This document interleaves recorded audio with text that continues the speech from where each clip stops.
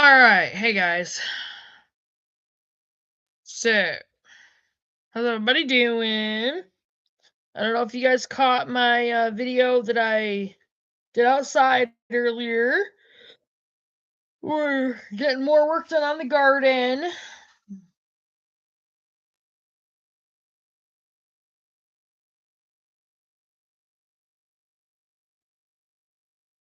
Uh, yeah, on the garden. So, good for that. I gotta check something real quick.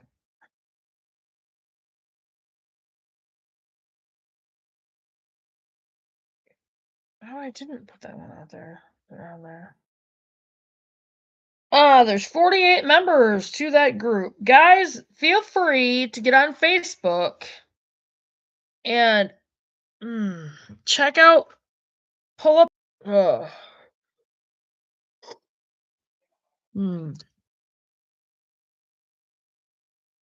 the group I created on Facebook is supposed to be homesteading and gardening. Unfortunately, I accidentally spelled it wrong in the title and I can't change it. So, yeah.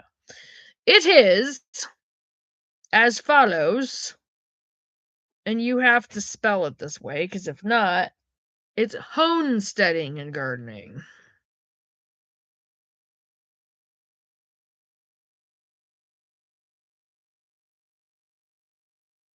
But it will pop up. But it's a homesteading group that I created on Facebook.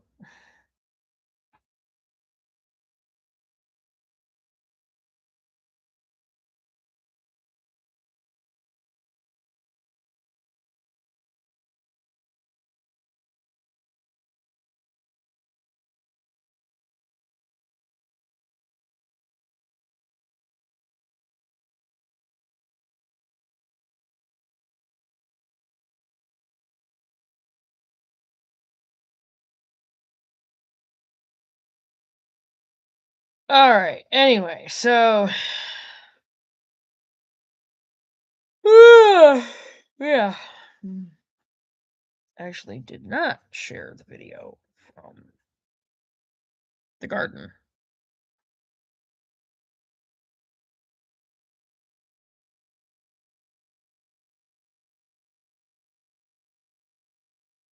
My channel.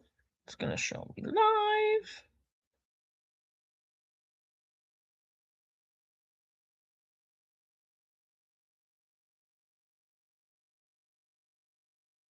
I'll pull that up in a minute. Oh, it's already up. Huh. I'll pull that up in a minute. Oh, it's already up. Huh. I'll pull that up in a minute. Oh, it's already up. Huh.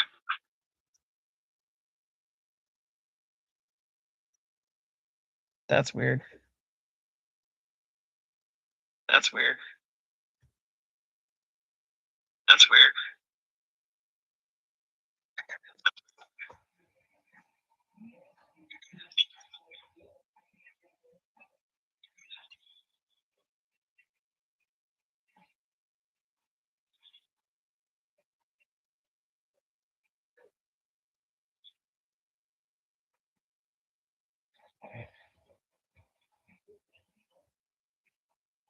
Yeah, I can't leave that up. It was repeating. That's just no, that's not okay.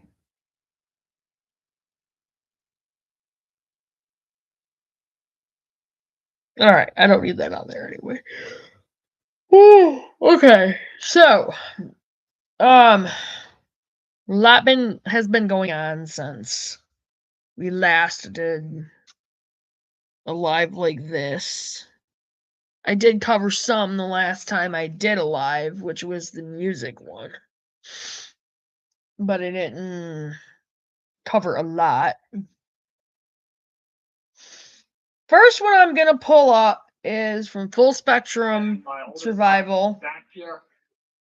And this was a live he did from his property, and his oldest son Zach was with him. So let's see if I can turn my computer. Oh my gosh, I can't. My back hurts really bad. All right, I gotta move some crap. It's right there. And of course, my wire cutters, which I really don't know why are still in here. Oh my gosh, are you kidding? Gotta clean my table off still. Okay. So, I'm going to go ahead and start this. Let's see if I can get up and move my back. Discuss some of the mass censorship that is happening, the information war. We're going to talk a little bit more about in tomorrow's broadcast, but this information war that is happening as part of the Iranian, Israeli, and American conflict, this is very, very far from over. It's literally just the beginning. If we look at the timeline of things that happen, I think I can hold chat so that we can maybe field some questions or see some of the things that you guys are seeing in your area. But if we look I at forgot the to call her. timeline of what has taken place between, remember, they started producing more missiles not a week ago, not 3 weeks ago. The United States of America started producing more missiles, more bullets, more bulletproof armor 3 months ago. They knew that this day was coming, and they started everything in a massive campaign of just really clearing the earth of anything that is anti-American. I fully believe that the detention centers that they started building and are still in mass production across the USA, I think these detention centers are eventually going to be used for dissident. They will become not detention centers, but dissident centers. They will become re-education centers. And if you are not aligning yourself with the United States of America, you're going to go have a chance at re-educating yourself to America's new values, or you're going to get deported out of this country. Your naturalization will be gone. Your American citizenship will be called null and void. And let's not forget that every country, every government around the world has the right, under threat of national security, to basically revoke your citizenship. They can make it so that you're no longer a sovereign citizen of that country. You have no rights. If you're not good to that nation, then you are GTFOing from that country. So they started producing back more bullets, more missiles, more drones. And the funny thing is, they took the Iranians. The Iranians made such a cheap and such a good drone, right, that we captured that drone. And we said, you know what? You're doing it right. We're going to make it, and we're going to use it back against you. And this is the Department of War openly and publicly disclosed this, that we used their technology. We saw that instead of Sorry, I was trying to share the live. We said, hey, we're going to use your $10,000 drone, and we're going to throw it back at you. Somebody said the audio is very low, so I'm going to try to. Okay, somebody else said loud and clear. So maybe just jack your audio up just as loud as you possibly can, so that hear each other. Heather, Okay, would like to know if you have any tips on how a single mother of 6 can start getting prepared for what's happening in the world right now. Okay, because of the condition of the USA right now, a single mother, unless you're a lottery winner, you're under hardship. Oh yeah. My taxes should pay for you and your kids to eat. That's how our system is supposed to be set up. Not an abuse system, but to help you guys get ready and have a small buffer. So I would first, Really, looking at where we're at, yeah, I have to try to get out. Everything you can. Church pantries, the taxable systems, still low volume, everybody says. Let's see. I'll do what I can here. Call volumes up, clear calling. So you guys let me know if that's a little bit I just sent Amy a message asking her how she's doing. If you have a community nearby that is Now I gotta try to get up. or Mennonite, I would get involved with those communities, because those communities know how to live without greater government. They are definitely it's been mic placement. Not, unfortunately, we're live on a cell phone, so there's no real mic placement there, unless you guys. Here, I'm gonna flip the camera. Zach will watch the Zach's gonna watch the chat. You tell me if the audio is any better on the back camera, because maybe it's kind of started to take some back. So I would take advantage of Amish and Mennonite communities, any campaigns that you can throughout the country that allow you to get a little bit further ahead. Start growing even one tomato and get to the range. I've been so bloated lately, and I'm not sure why. Perfect. Well, that's great. Man, Okay, losing so weight is not if going you're very able well. to So do it today, you're going to be a little bit better ahead because let me tell you something. The way that artificial intelligence is going, have you seen the map of what the method? I've done okay today as far as eating goes. I just didn't get out and go for a walk. Again, we started working on the garden, so it's got to get up Every early. marker, every design. My bed, Every our bed engine has got system, me because this is all so math. like in so much pain. You're a good marketer. You can sell something to anybody. You're a good engineer. You can build a house. You can understand plumbing. Each one of those things is a built trade based on skill that the American economy has invested into you and you've invested into yourself. So those are all getting obliterated. I'm gonna turn that light off. What scares me the most, really, they are driving the economy. When I told Zach maybe what 2 to 3 years ago that I thought that my generation was going to be the last one who was That did able not to help really me. viably own a house. Yeah. You remember? It looks like that is getting smoked. Like they're basically telling people, even in my generation, you're screwed. Yeah. This is it. If you don't have it, you don't have it. Because I mean, from an economic standpoint, Oh, it is gosh. just beneficial for all companies to not have to pay another person. Exactly. So we will see a huge economic fallout because of Lay it. down. Probably going to see social Just lay down. fallouts because of the disruption. Go on, go lay down. Can't forget Debbie, up! that I think it was Go. October 15th, thereabouts. Lay down. Lay down. 6 months back. Sure, Teeth, you lay down. Donald Trump, Lay the down. Department of War Secretary Pete Hegseth, Behave. they got asked the question: why are you building a task Oh. force of militarized Dog, National Guardsmen go lay that would down. go in every U.S. state to control dissent and control unrest? Because everyone is going to rise up. And in fact, some of the censorship that I'm beginning to Go lay see down. is that people are rising up in I'll Bahrain. get him to take you They're rising up outside in after. Kuwait. They're rising up in Israel. Now, the video that I've seen of people in Israel protesting against the Why government is this is because stuck? you're not seeing a lot of the real information of what's happening over there. The Iron Dome is basically non-existent anymore because Israel or Iran developed this missile Oh, technology. why are you back That there? this missile, and this was their second tier. So they've got You're three all right, tiers of honey. missile technology. They've got low level. It's okay. Blasting them off. This is their second tier. They've exhausted all of their holds. Now they're sending off these missiles that reach a certain point of their target and they unravel, sending 50 to 100 different self-propelled missiles down.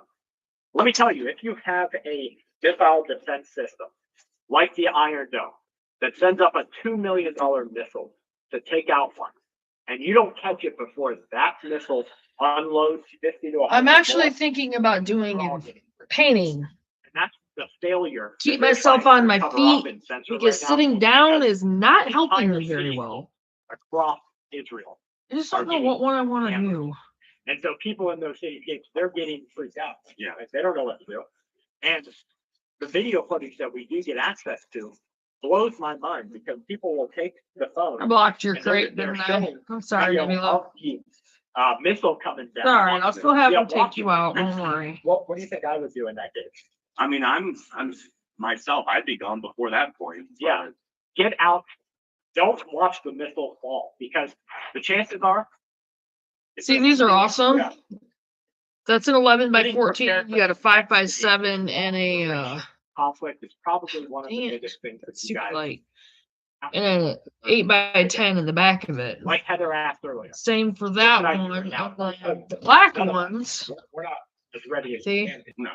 The US government. Pretty is as freaking ready cool. as they can be. So if they with I'm their- gonna have to make sure I take those up. They can Put print those money. out in the I can't print box. money, neither can you. For I which just don't know what I Yeah. want to do. But I because kind of want to do we it have to use the means. that 11 we by have to get as 14, but prepared as we can. I don't know if I can. That means stocking up foods, making sure that you have combat protection. I don't know if you can see it in this video, but there's probably 4 different exterior cameras That lighthouse that are one's just really right around this cool. area, and they're fail safe. So it's not just one type, it's not just one connection type. They all run off of battery, some run off cell phone, some run off Wi-Fi, some are hardwired because the fact that you'll have one point of failure is almost guaranteed. The points of failure have to have some overlap in there. And it's not even about, people are always coming to me, don't be afraid. I'm not. I'm not afraid of a car accident. I know car accidents happen. So I don't drive 100 miles an hour Save in miles this. per That hour house. zones around curves. I put on a 11 by seatbelt. 14. I drive a vehicle that has what I hope to be a good working airbag system, and I'm prepared for it. There's a big difference between preparing for something because you are so afraid of it happening, and then just it being a good idea to prepare for things that might happen. Yeah. And I think a lot of people, especially in today's world, they're smacked down so much with cost of living, with the emotions that mainstream media pulls on them, with the division in their own house, the division in politics. I think that they are so overwhelmed that they feel like there's only two possibilities. Don't prepare at all, YOLO life, or prepare so much you can't enjoy anything anymore. And it becomes just this whole focus. And I think also a big problem with it is so many people, because of the circumstances that they're in right now, have to live in the moment. They're living on a day to day. I need to get through this day. I need to get through this day. And if you're only thinking of today, then yeah, you would have to mentally get how you're preparing, because if I'm thinking of the perspective that I'm only thinking about today, not even giving a thought process about tomorrow, then nothing you can do. Yeah, nothing you can do. And you're putting all that, it becomes much more of a, if I can't think about the future, well, then I'm preparing for today. So subconsciously, I'm thinking, okay, something's happening today. Yeah, right. And let me tell you what that resembles. What you just explained resembles what type of country? Third world country, where your survival is today. In Africa, remote regions of Africa, people have to go get today's water. They have to find tonight's firewood. They have to hunt today's food. They have to gather the gardens for today's sustenance. Okay, that's the farthest region, right? Right.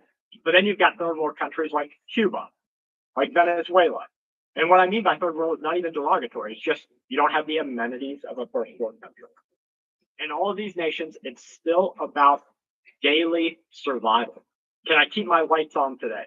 Do I have enough propane to run the stove today? Do I have food for today? They can't even consider tomorrow.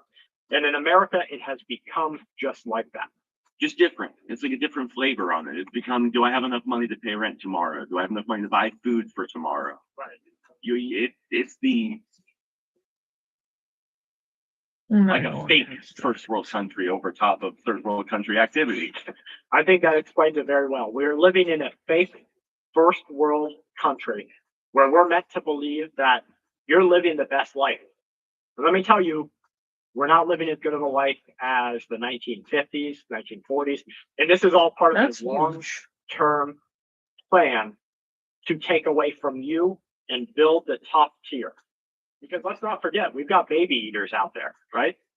The baby eaters are the ones who are controlling what you see, what you do, what you have access to, what kind of assets you can procure, what kind you can sit on. Sorry, I'm trying to figure out what I want to do on this canvas. They don't pay it. You pay it. Why would they? Yeah, why would they? Do you know that they don't go to jail? You go to jail. All of these different complete opposites are between them and the rest of us. I read a story not too long ago that really stuck with me for the divide between the elite and the middle class. Middle class is barely a thing anymore anyway. Yeah, correct. What used to be the middle class, which was I forget which millionaire it was, but it was one of them that was living in New York. Okay. And he had this big, mansion house in New York. He had a 12-foot. Somebody said audio. It's because we have to look at if we're looking away, they can't hear us. Okay.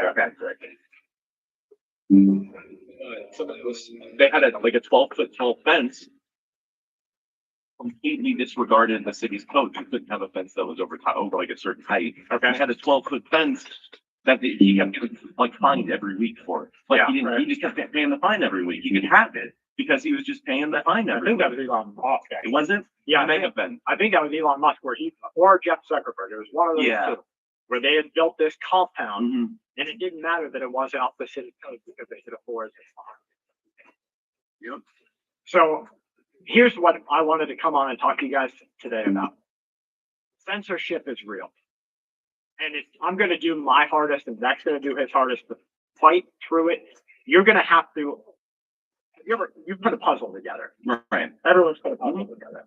And there comes a point in the puzzle where even if it's missing decent amount of pieces, you can kind of hold it back and you can see, You can okay, get an idea of what it's looking like. yes, right. So I'm going to try to fill in as many of those pieces for you guys as I can, but trust, there's still going to be some missing pieces. Because I there's wonder if I just some could do that stuff one on that I here. can't even say. There's literally, and I'm going to give you a good example, okay? Rockford, X.com, Twitter, artificial intelligence, which just signed a DoD, Department of Defense deal. Is our government. Okay, so you can go and you can test this for yourself right now, right? Mhm. You can ask Grok to completely, no filter, no holds back, give me the worst thing that really raise, what's it called when you roast, really roast Elon Musk, Yep. the creator of that Yep. system. And it will roast him to the ground. Yep. And the ones that I seen last night, they called him Yeah. a balding freak. My sciatic can't is hold a acted up. marriage, If you're has wondering, my no- sciatic is hold on, acting just- up. Doesn't How he happen brings it, how he often. can't speak, how he's on drugs, all But these. once in a different things. while, sciatic acts up. Israel's Prime Minister Netanyahu Especially when I have a stupid bed. talked about how many accomplishments Netanyahu Uh-huh. has made, how he has had technological booms, and how he's made that country safe for the people. Charge that. So, A couple people were saying it was Jeff Bezos that had the fence. okay, yeah. Yeah. Okay, Bezos, so Amazon. Uh-huh. So you can see right in that there is censorship through either misinformation, disinformation, outright lying, or just omitting parts of the story. It's all an agenda. Like, they all want to, it's much easier for them to get a whole bunch of people that think the exact same thing that they Here's my can tell.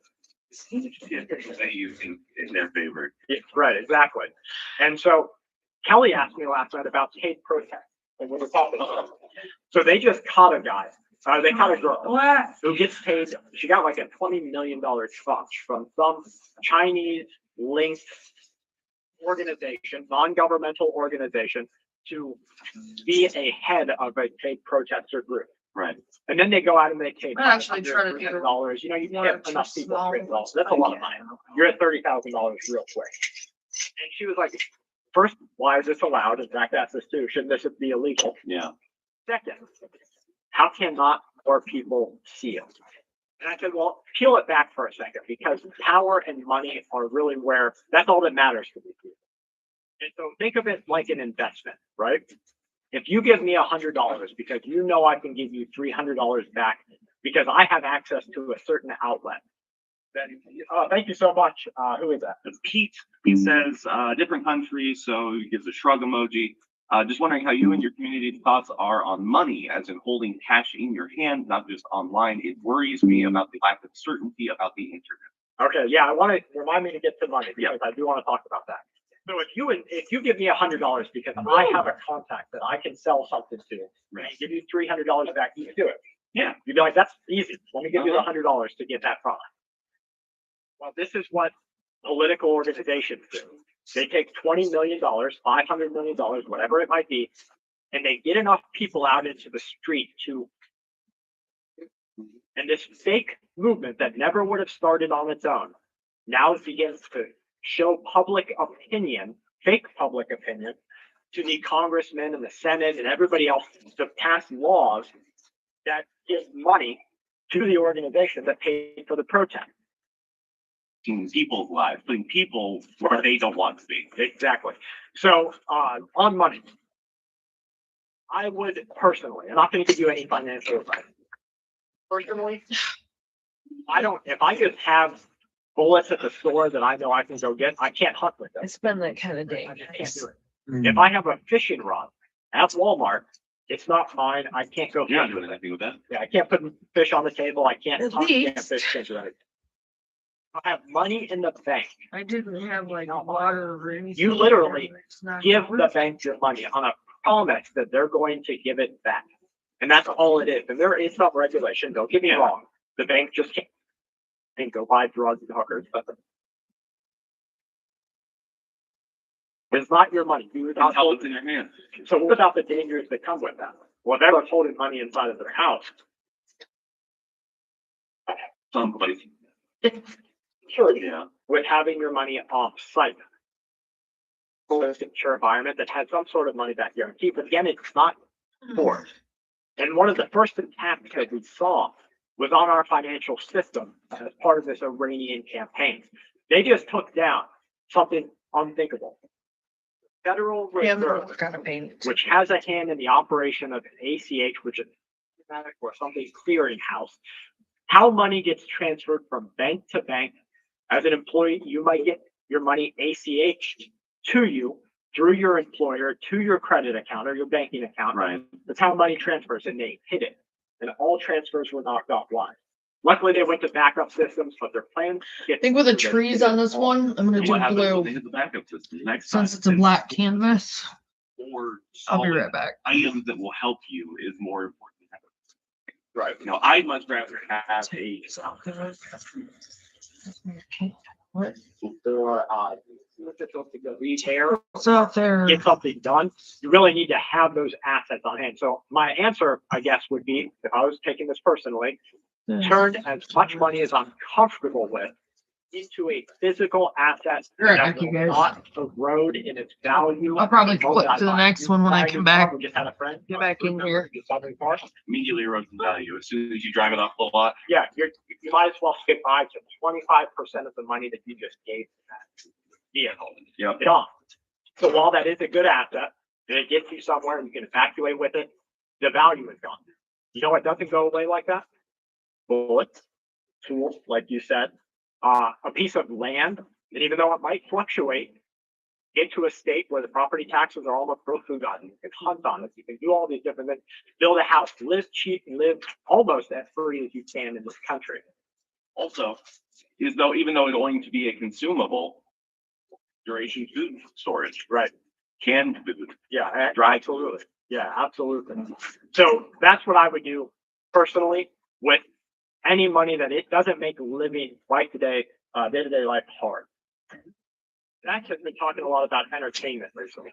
Because if you don't play that game where you do your chores, you do your prep work, and then you have fun, it makes your chores and your prep work a life that all that's on is on nothing but a slave, nothing but a work to be. And everybody has different ideas. Some people like to read books. Like to write songs. people like to go on runs. Yeah, everyone has a different idea of what's entertainment, and sometimes they overlap, right? Like a run. Yeah. If you're running or you're taking a walk, you're running wild at a bowl, Elite stamina. building stamina, your body's getting healthier, you're doing all these things that overlap into prep work. And maybe even chores if your goal is build muscle or lose weight. So entertainment is really big for us. We do games every day as a family and individually. We like world building, we like imagination stuff. And those are ways that we can escape all the other garbage, the life of living hell, which is only chores and only prep work. Then you can still have fun.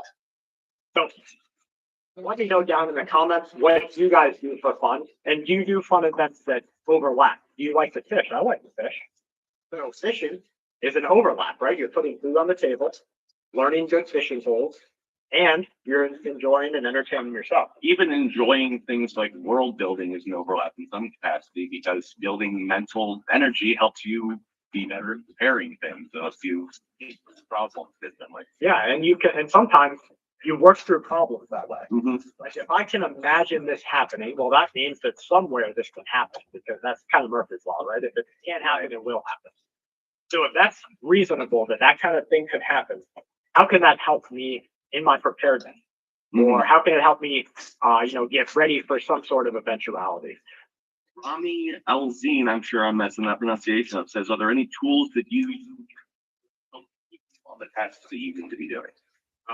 Do you mean?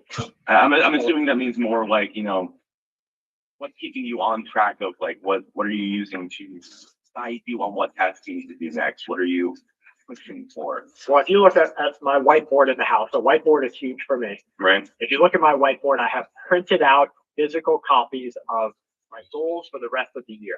These are things that I want to get done. And I think that that's a big tool. Right. And something easy to Having do. a laid out plan of what your next steps are. Yeah, a laid out plan is Hey, let's get up. They're coming out now. oh yeah, I look up at the You can just so we'll probably wrap up soon. The bats are out. I see them out. The mosquitoes are out. The bats are eating the mosquitoes, which I'm thankful for. more of them. Yeah, one of the things we want to do is build some bat boxes this year to kind of bring as many bats as we can to the area. Make sure you have a closed chicken coop if that's the case. Also, a happy birthday to Sean. He's here on his birthday. Hey, happy birthday, Sean. Hope you have. But I just saw something that maybe you'll see tomorrow in tomorrow's Man, broadcast. thank you again. The at-risk Ben was drawing cash around 6K maybe, but I have more online the government doesn't like. But yes, practical assets, water tanks, right? You can see it's all stressful.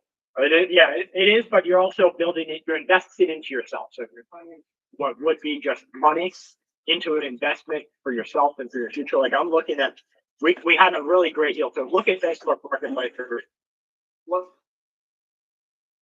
metal drum, Mm-hmm. and I've got more down there. They were $20 a piece, food grade, used one time. The sticker is still on them for Baskin Robbins ice cream. Yep. Well, that means that's great for me to grow food in. It's great for me to use for water catchment. And yes, you have to think about the lining that's inside of them. I have 50 gallons of water, and that's just one drum. So buy as much as you can at a time that doesn't look crazy. If you look behind me and you saw nothing but 3,000 drums, you'd be like, okay, Maybe pull it back a little. yeah, you're overkilling that. But just invest in yourself, because if they're getting ready for this to be a multi-month economy killing campaign, You're gonna wish you had those brothers. yeah, we don't have too much time left. Well, folks, thanks for taking a little bit of time. We're gonna flick the camera back this way so that I can see what you guys have to say. Thank you guys for taking a little bit of time to be here with me and Zach today. I want to make some lives. Zach said he wants to make some lives a little bit bigger of a part of our community here. We're running off on 30 minutes, so I don't want to take up your entire night. So with the sun coming out, don't want to get ourselves all bit up by mosquitoes. Somebody said, what are bats good for? Bats kill mosquitoes. They eat a massive, massive amount. Keep them here, but remember, bat droppings are very infectious. If they have a contagion for apiaries for your birds, or even they could drop potentially some live rabies virus, and it could get picked up by dogs or cats or things like that. So just aware of what you're doing to prepare and kind of get as ready as you can. Thank you guys for being here with us tonight. From me and Zach and from our family to yours, please stay safe and keep watch. Have a good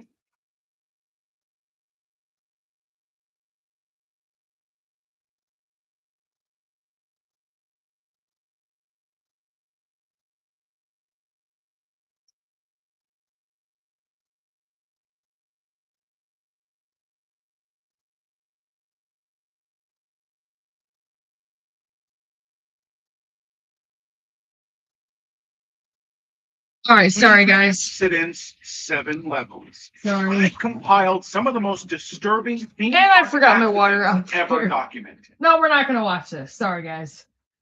All right, so and my oldest son, Zach here.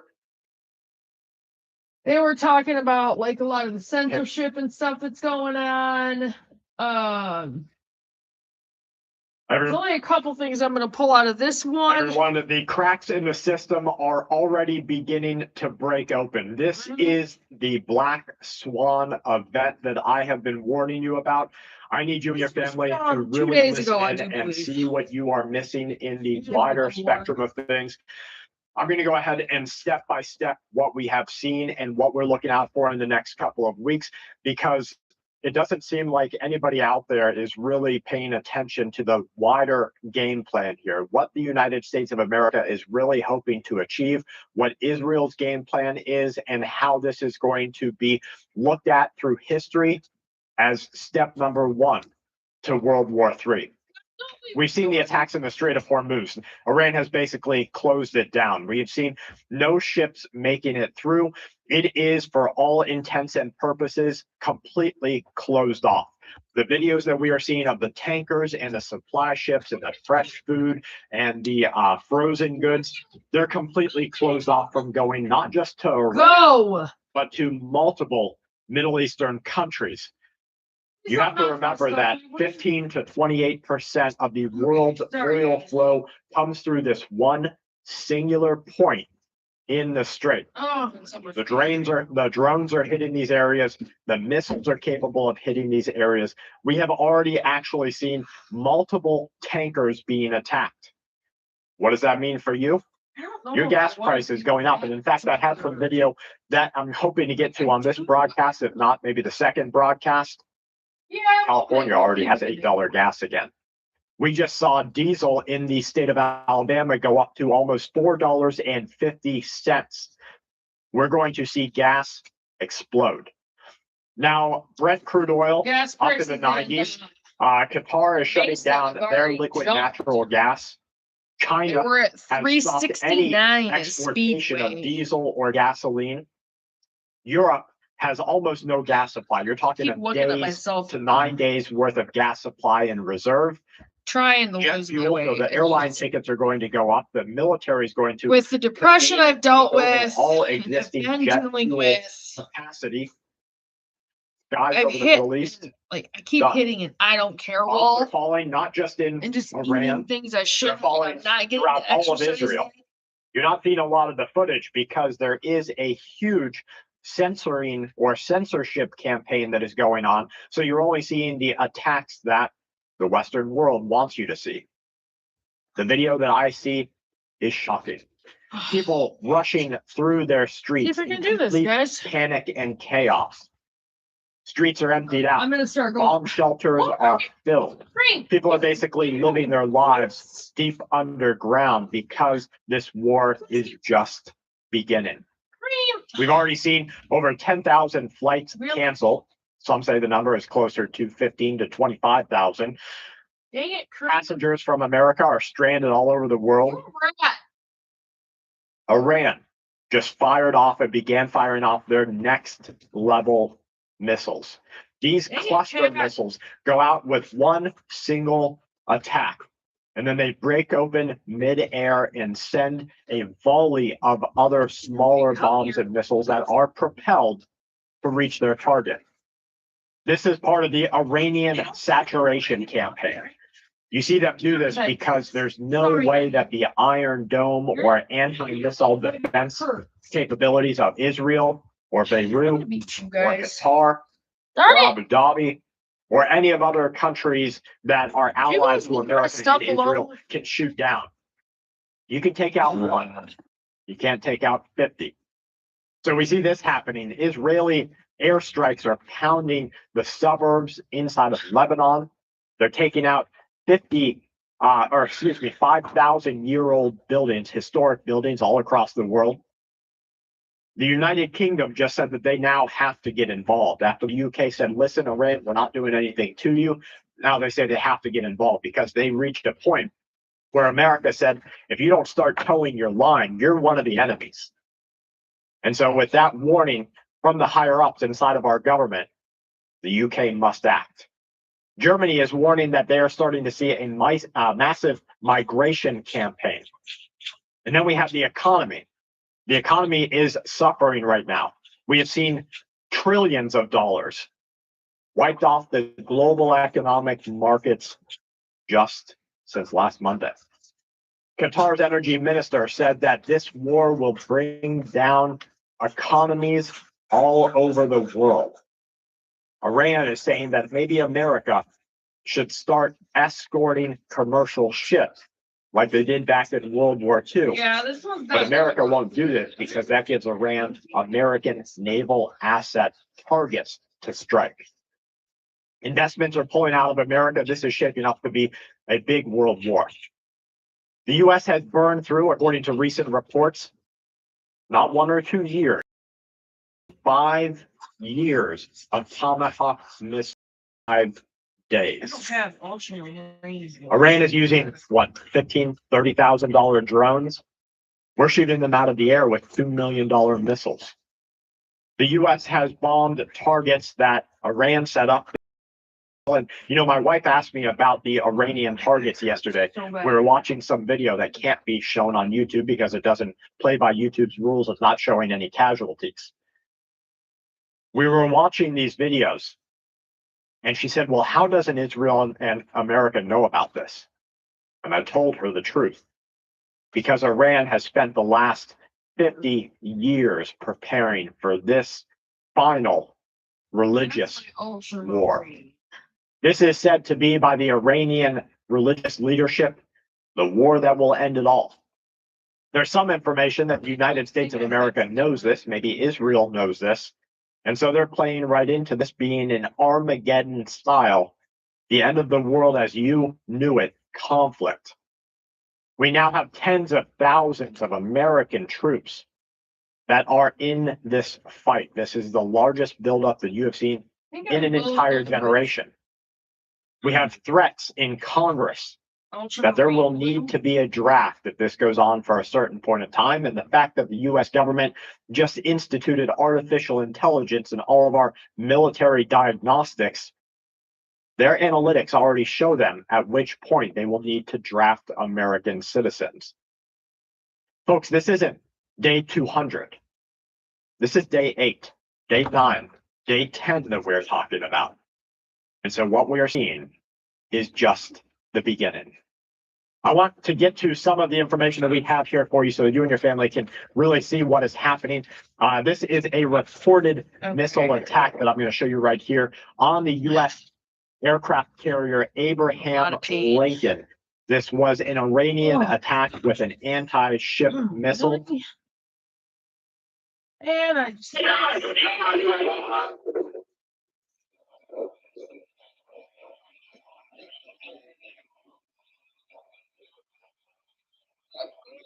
I don't know. So they're already targeting our ships. This was at the Prince Sultan Air Base in Saudi Arabia. Move tab here. Take me down to Dollar General. Hey. Now, again, I talked about this yesterday. This is so important. This is why you have to evacuate. If you see drone attacks, which they say they're coming from America, we just had the former leader of the FBI. We have had multiple leaders of Congress saying that drone strikes are coming for American soil. And so if you start to see this type of explosive kinetic event happening on American soil, well, folks, watch out. This is why you need to evacuate. Okay, so we're going to go back.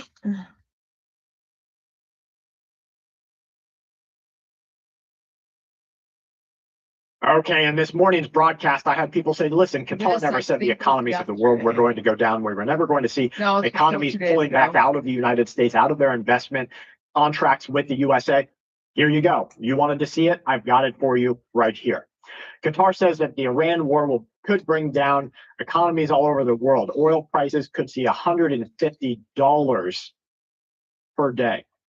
Qatar predicts that all Gulf energy exporters will shut down their production, not in months, I not as messed up this my goes on sciatica. next weeks, but within a couple of days. Even if the war ended yesterday, this will take months to return to normal. So you and your family have to prepare for higher prices today.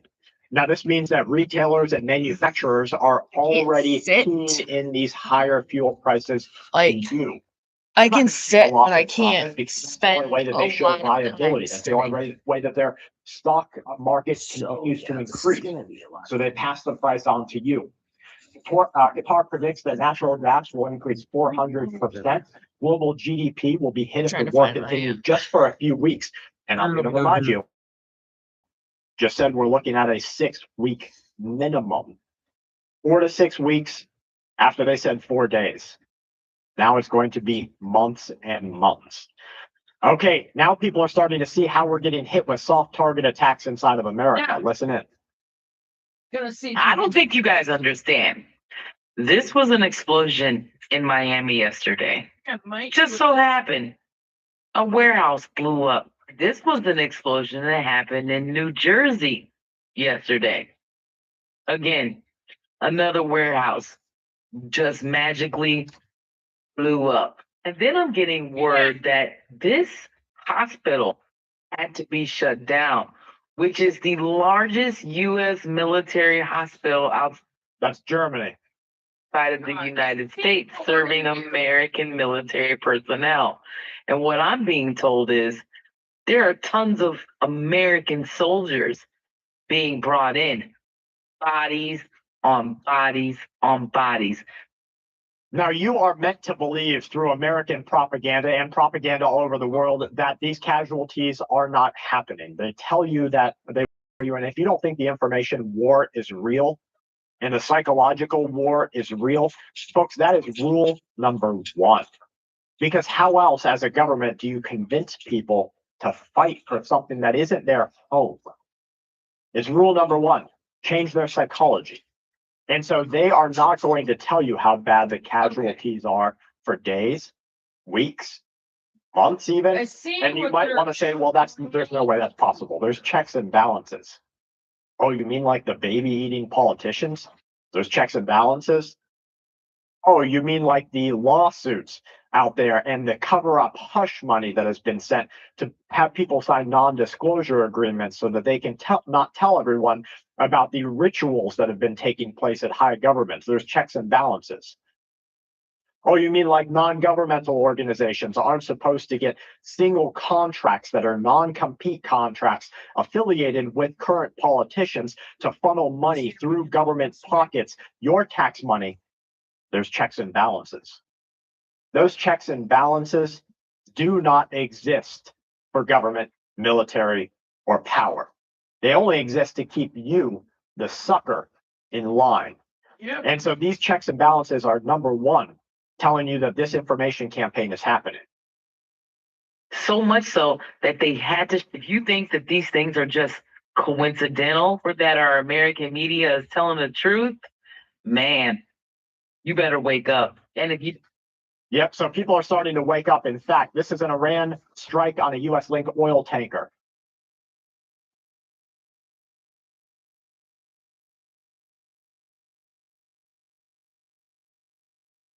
Let's move forward. We do have a lot to cover. Here's where Donald Trump, that they concluded yesterday's meeting with the largest defense manufacturing companies in the world, basically.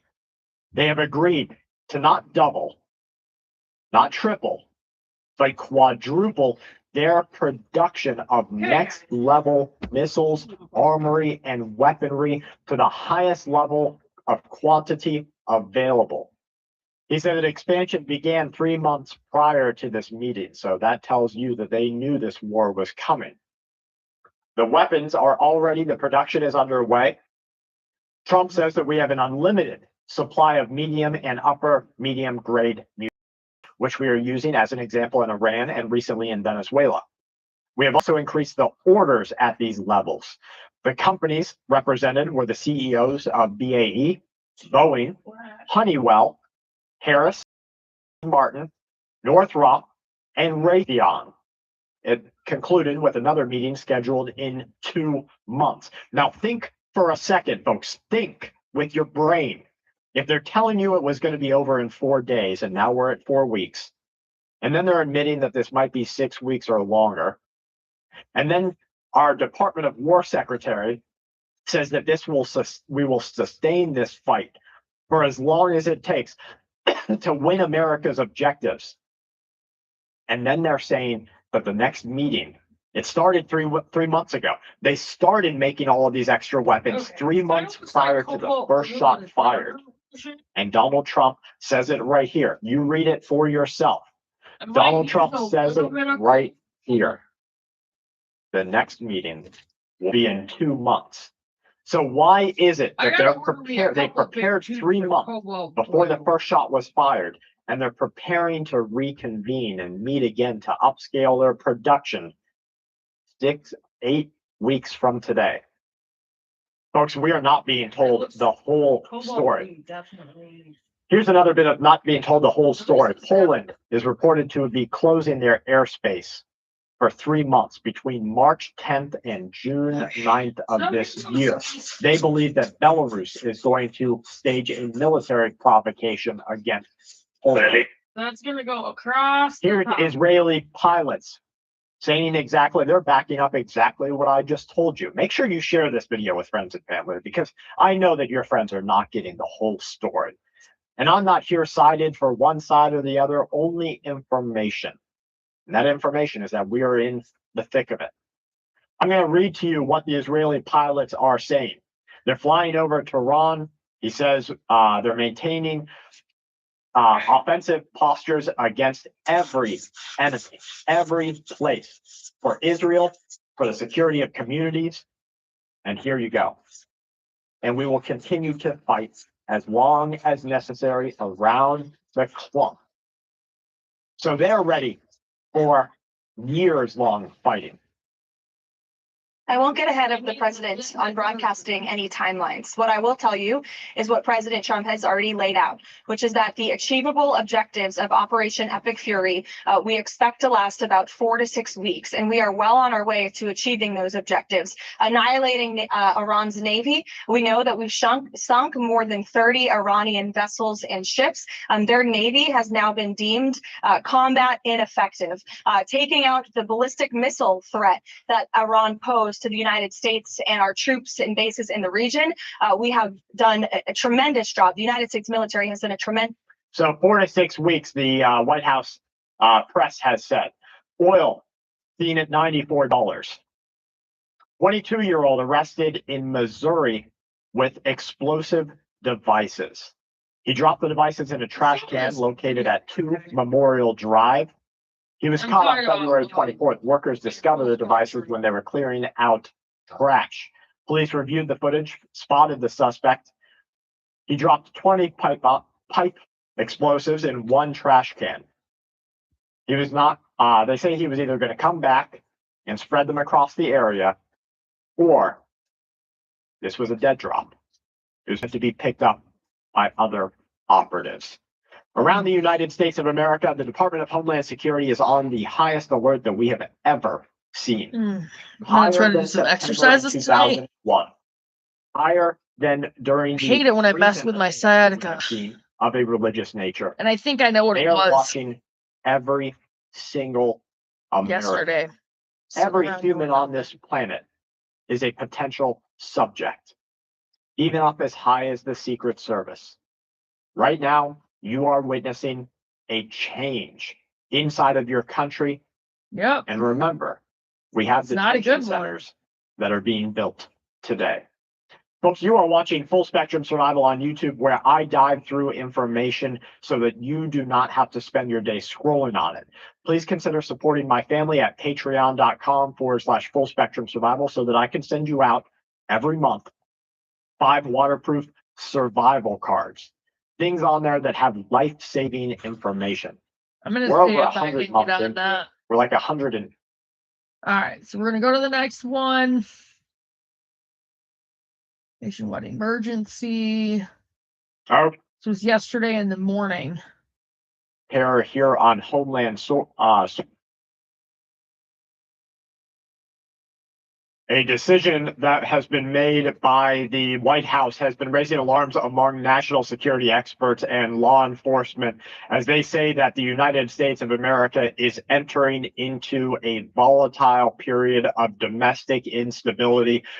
The international conflict between America, Israel, and Iran We're is going almost to done on bring, these. I have a according couple to for some Richie from outlets, Boston and the domestic Think About It terror channel. to our doorstep. I think I'm gonna do kind of hit and miss on those. Familiar with the matter of planned nationwide intelligence bulletin that was supposed to go out to all law enforcement officials, elevating the threat level for domestic terror here on Homeland soil, has been stopped by the White House.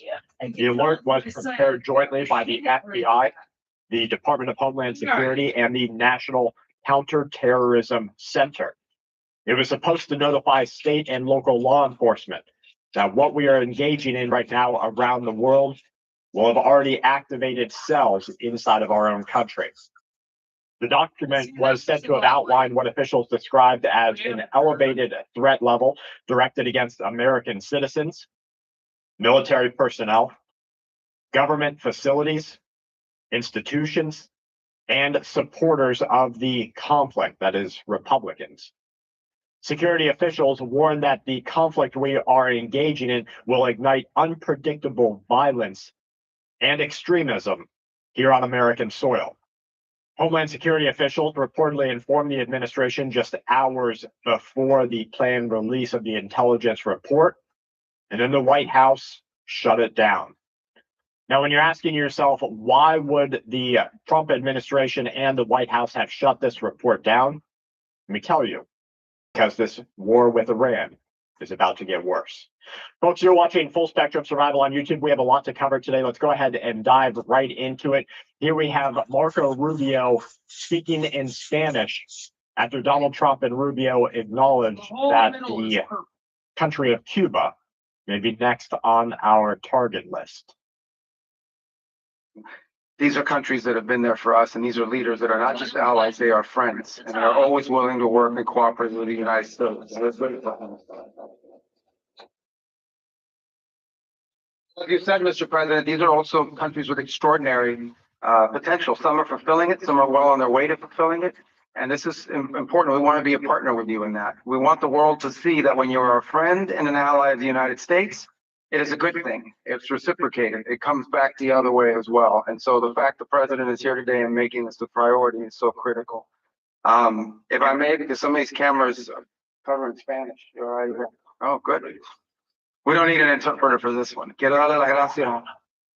I think I'm a good interpreter. You'll find out in a second. But las gracias a los países que están aquí hoy. Estos países, primero, el presidente ha hecho esta región una prioridad en su administración. Hay muchos presidentes que han dicho que lo van a hacer, pero él lo ha hecho.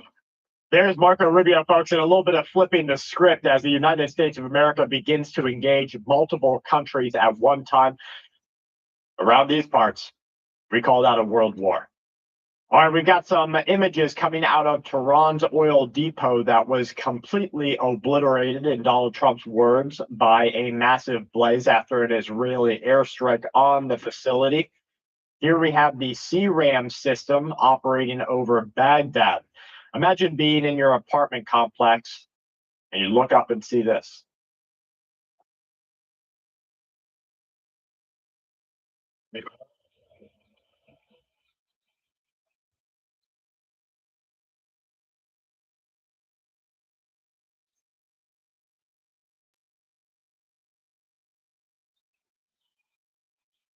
Like a scene out of a major motion picture, we have a war of technology that is being presented to the world.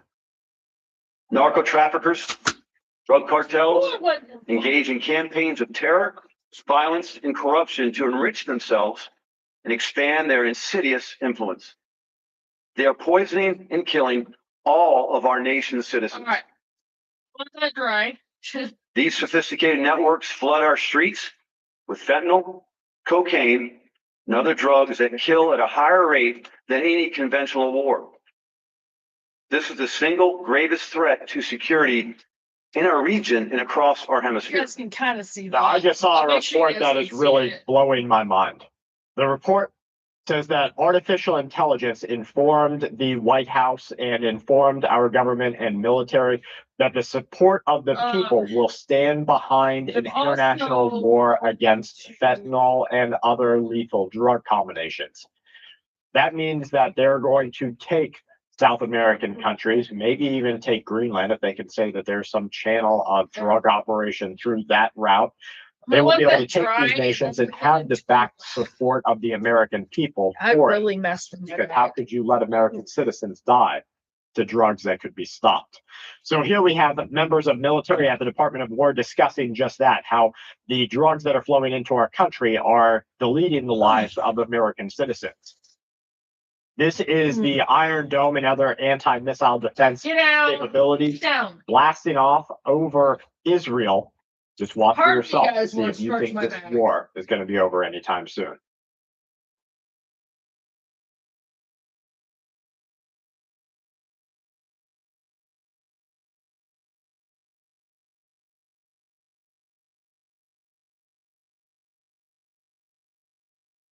So the same way. This video shows a recent attack on one region of Tehran. Massive mushroom cloud going up into the sky. Now imagine for a moment you're driving toward this instead of getting the freak out of that area, because this is the type of destruction that is raining down upon your local city. Here's another bit of Tehran's airstrikes. This was by the U.S.-Israeli combined airstrike on a Revolutionary Guard Corps base.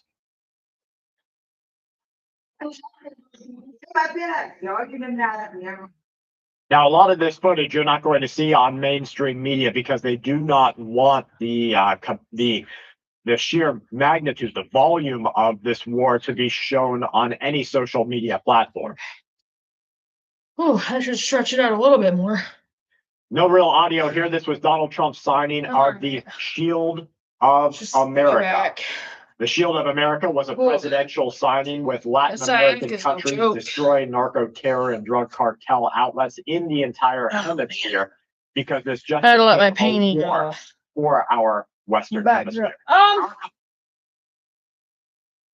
President Trump and the American people Go rejecting that. lay down. We don't have to live with Please. flooded with drugs. No, and go violence lay and cartels down. and gangs. We can seal our border, and we have to for our citizens. We share a hemisphere and geography. We share culture, Western Christian civilization. We share these things together. We have to have the courage to defend it. And we have a commander in chief in our country who's set that compass heading. And at the War Department, we look forward to working with all of your countries and more that are not here to say, with our shared assets and our intelligence and our capabilities, with American leadership, we will go on offense against the cartels. They will know that we're just around the corner.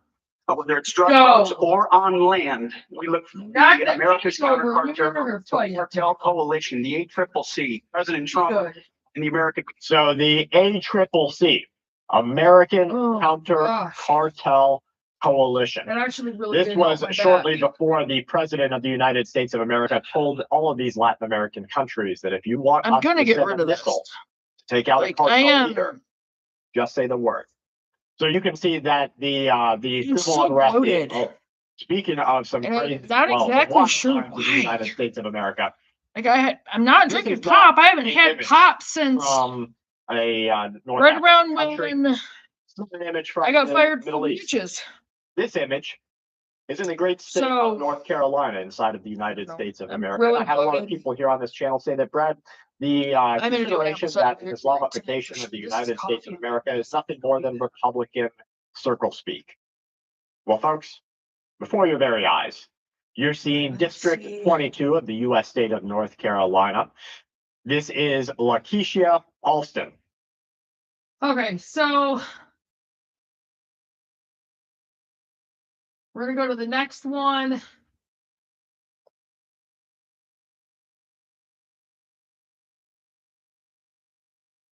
Which I think I'm just gonna hit the two from today. The conflict with Iran has now I'm gonna go make an entered into episode its of 10th here. day. What started out as a military operation toward regional war is one of the most dangerous and extremist-laden parts of our world getting hit. This is now rapidly taking on the shape of something far larger. No. Something far more dangerous. Events over the past 24 hours have revealed a pattern, one that military analysts and strategists within the U.S. government recognize all too well. Wars that begin with limited objectives and then quickly expand outward. Don't even try into it. Larger international conflicts and even more worrisome, extremist violence here at our homeland. I don't trust In the past 24 hours right alone, back, you guys. the battlefield has stretched Gotta make it up far beyond the borders of the country of Iran. It has now hit us where it hurts the most. New York City, USA. For the first time since this war began, since the missiles started dropping on the country of Iran, U.S. and Israeli forces have now begun an apocalyptic-like strike, hitting Iranian oil infrastructure. The initial attacks have triggered massive secondary events inside of Tehran itself. Gas stations have been shut down. Oil depositories around the world have been put on halt, and lines and queues for fuel are miles long. What we are seeing right now is that initial reports show that the oil from these stations are flooding into the city's sewer systems. They ignited, they're on fire. This has created towering walls of flames along highways and urban corridors. The scenes resemble something out of a wartime nightmare, with flames erupting through the pavement of the streets as vehicles drive by, in the capital of a nation that is already sitting on the very edge of collapse. But what is happening that is perhaps even more concerning is that we see violence appearing outside of the country of Iran. We've had it hit 12, maybe 14 different nations. An explosive device was detonated right near the US Embassy in Norway. This happened in the early morning hours within the last 48. Authorities confirmed the blast shortly after 1 a.m. The night before last. This raised questions about whether this conflict would continue to reach beyond the point of no return, spill over into Europe, and ignite a fire in America. At the same time, an Iranian missile reportedly struck the helipad of the US Embassy compound in Baghdad's fortified Green Zone. The Green Zone is a location that was designed specifically to be able to withstand attacks just like this. Law enforcement around the world has been warning that the reach of this special military operation is now being felt in every country on earth. In Dubai, Pakistani civilians were injured, some of them lethally, when debris from intercepted Iranian missiles fell onto their vehicles and into their buildings. In America, protesters and anti-protesters are clashing inside of our streets. We just had a group of extremists throw an explosive device into a crowd of reported Christian protesters inside of New York, inside of our own country. Domestic terror is said to be here. Now, while these shockwaves are being felt, Iran itself is effectively dark. The country has now been without internet access for an entire week, creating a nationwide communications blackout that has left millions of people cut off from the outside of the world. No stories can be told. No communications plan with families to evacuate can be made. The geography of this conflict is now undeniable. Tehran, Baghdad, Dubai, Norway, America. Multiple different cities, multiple different regions of our world, yet they are all touched by this exact same war. When you look behind the headlines, we see a staggering scale of military activity. For weeks leading up to this, I told you that they would not move the amount of equipment they were without an intent to use it. U.S. Central Command reported that more than 3,000 targets inside of Iran alone have been struck since this campaign began. Their naval losses are mounting. 43 plus Iranian warships destroyed. More than double that figure confirmed just days earlier. Satellite imagery also appears to show Iranian warships that have been capsized by the Bushehr naval base. You saw the submarine image because we posted it here on this channel. Air assets are suffering as well. Significant damage is being reported there. 16 aircraft belonging to the Iranian Revolutionary Guard Corps, their forces, were reportedly destroyed at one of Tehran's airports. This attack is reaching deep inside of the cityscape. Beyond the country of Iran, we see this conflict spreading into neighboring battlegrounds. Israeli forces are continuing to launch a ground operation into Lebanon's Bekaa Valley. They're reportedly inserting their troops via helicopter from Syrian airspace. Meanwhile, we also see force commanders killed in an attack on a hotel in Beirut. This suggests that the conflict we are witnessing is widening into multiple theaters of war, and it's doing so instantaneously. Yet when we look at the military briefings All they do is emphasize Iranian losses. The other developments that I show you suggest that this situation might be far more complicated and far more dangerous than any official government narrative continues to imply. When we look at the satellite imagery that they have now held back for 72 hours, we appear to confirm that Iran successfully destroyed a $500 million THAAD radar system that was stationed in Jordan. This is a sophisticated piece of technology and missile defense infrastructure, one that is designed to protect our allies in the region. At this very same time, we see Saudi Arabia reporting that they continue to intercept Iranian drones, 14 in a single night. That underscores the very large and growing scale of aerial attacks that are taking place all across the Middle East. Inside of Kuwait, they have felt the impact of this violence. Fuel storage tanks at one of the Kuwaiti international airports have been struck. A 22-story government building inside of its main city has sustained violent damage from missiles and drone strikes. The people and nations across the world are asking, when does all world war break out? Looking into Iran itself, we see signs of political instability, and these are beginning to surface. The Iranian president, he appeared on state television saying that they were no longer going to attack other Gulf Sorry, states guys. within hours. I Additional traded out the strikes coffee hit for Bahrain, Qatar, the chair. United Arab Emirates. This raises serious questions about whether Iran's leadership structure is beginning to fracture, or whether this is just part of a misinformation and disinfo campaign of war. The dramatic video and images that we see show destroyed bases, sinking warships. This imagery dominates news coverage, but there are several deeper realities. And these realities are beginning to emerge, painting a far more troubling picture. Yep. According to a declassified U.S. intelligence Sorry, it's assessment, been just this classified for and got now. leaked. I want The to get assessment reportedly this completed and just talk days about before the war began. Analysts concluded that the Iranian administration is unlikely to collapse even with a major military assault. In other words, the very objective that you are being told that this will be a short campaign may not even be achievable. We see public support here in the United States of America divided. Some citizens very for this, others heavily against it. The humanitarian toll across the Middle East is already mounting. We see 330 plus thousand people I'm probably going to do those displaced exercises by again this before I go to conflict bed. today. If not a couple more times. Hang on.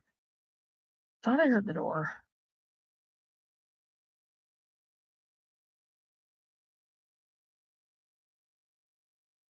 I did. I knew I heard the door out there.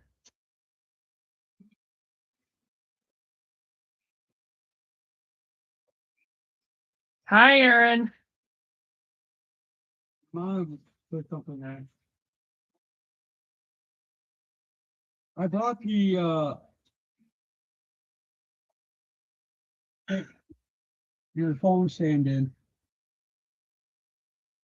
Oh, I forgot that was on the porch. I put it by the piano.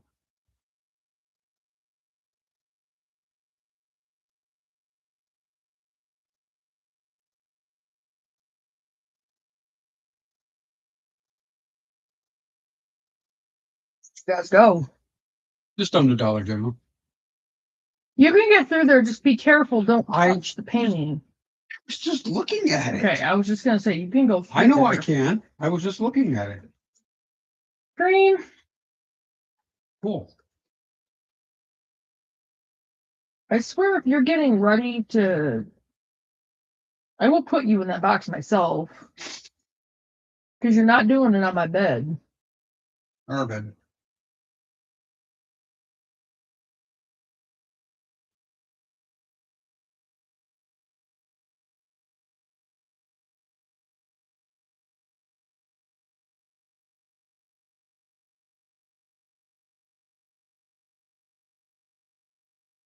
What are you doing? Green.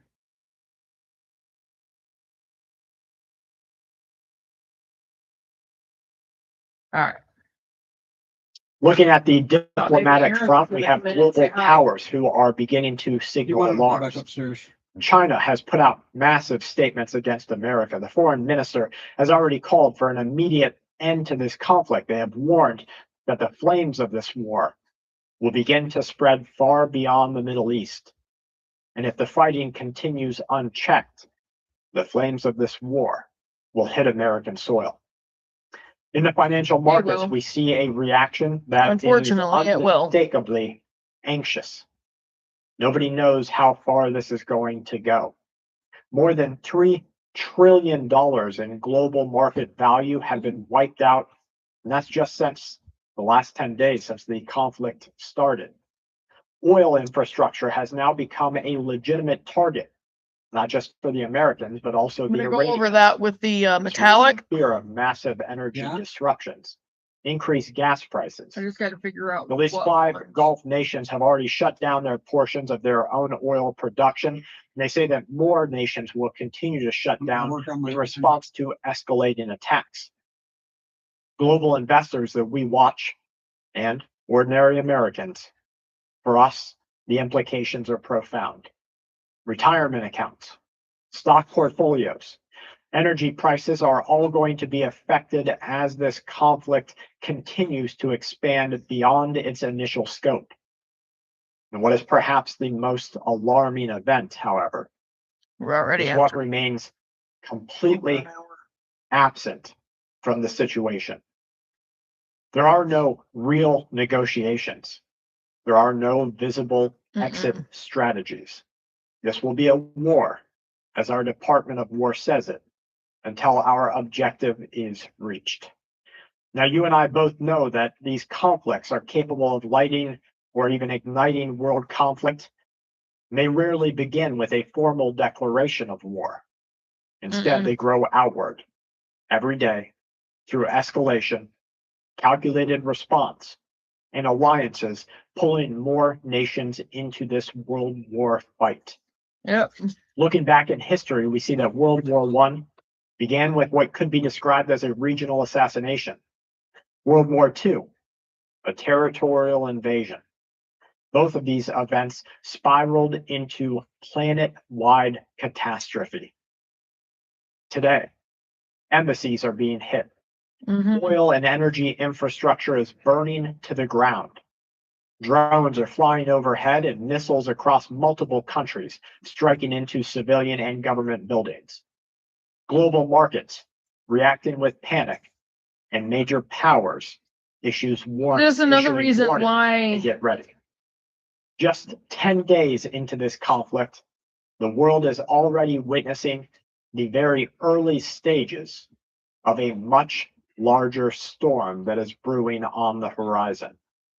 If the trajectory of what we saw just in the past 7 days continues, historians will look one day, they'll look back on this moment, not as a moment in the middle of a regional war, but as the first chapter of something far more dangerous. The very first chapter of World War III. Folks, you are watching Full Spectrum Survival. I make sure to bring you the up-to-date information so that you and your family can get ready. At 2 p.m. this afternoon, I'm going to be telling you why multiple European countries are warning their citizens to stockpile food, put back medicine, and get ready. And we're not stocked up. Please make sure that you share this video with friends and family. Please consider supporting our family. I actually will do that. I was wondering if we were going to. I just got to get the extra money because right now, like, I'm probably going to have to pull $100 Their out of every recommendation. single the next 3 of your paychecks. Their recommendation. And Aaron's going to merely have to do the same precautionary. thing. But the timing of the warning that they are putting out, Just as so the we world can faces a rapidly escalating war in the take care of Middle East, pieces. rising confrontation between China and America. Sorry, guys. This one was from this morning, 72-hour warning.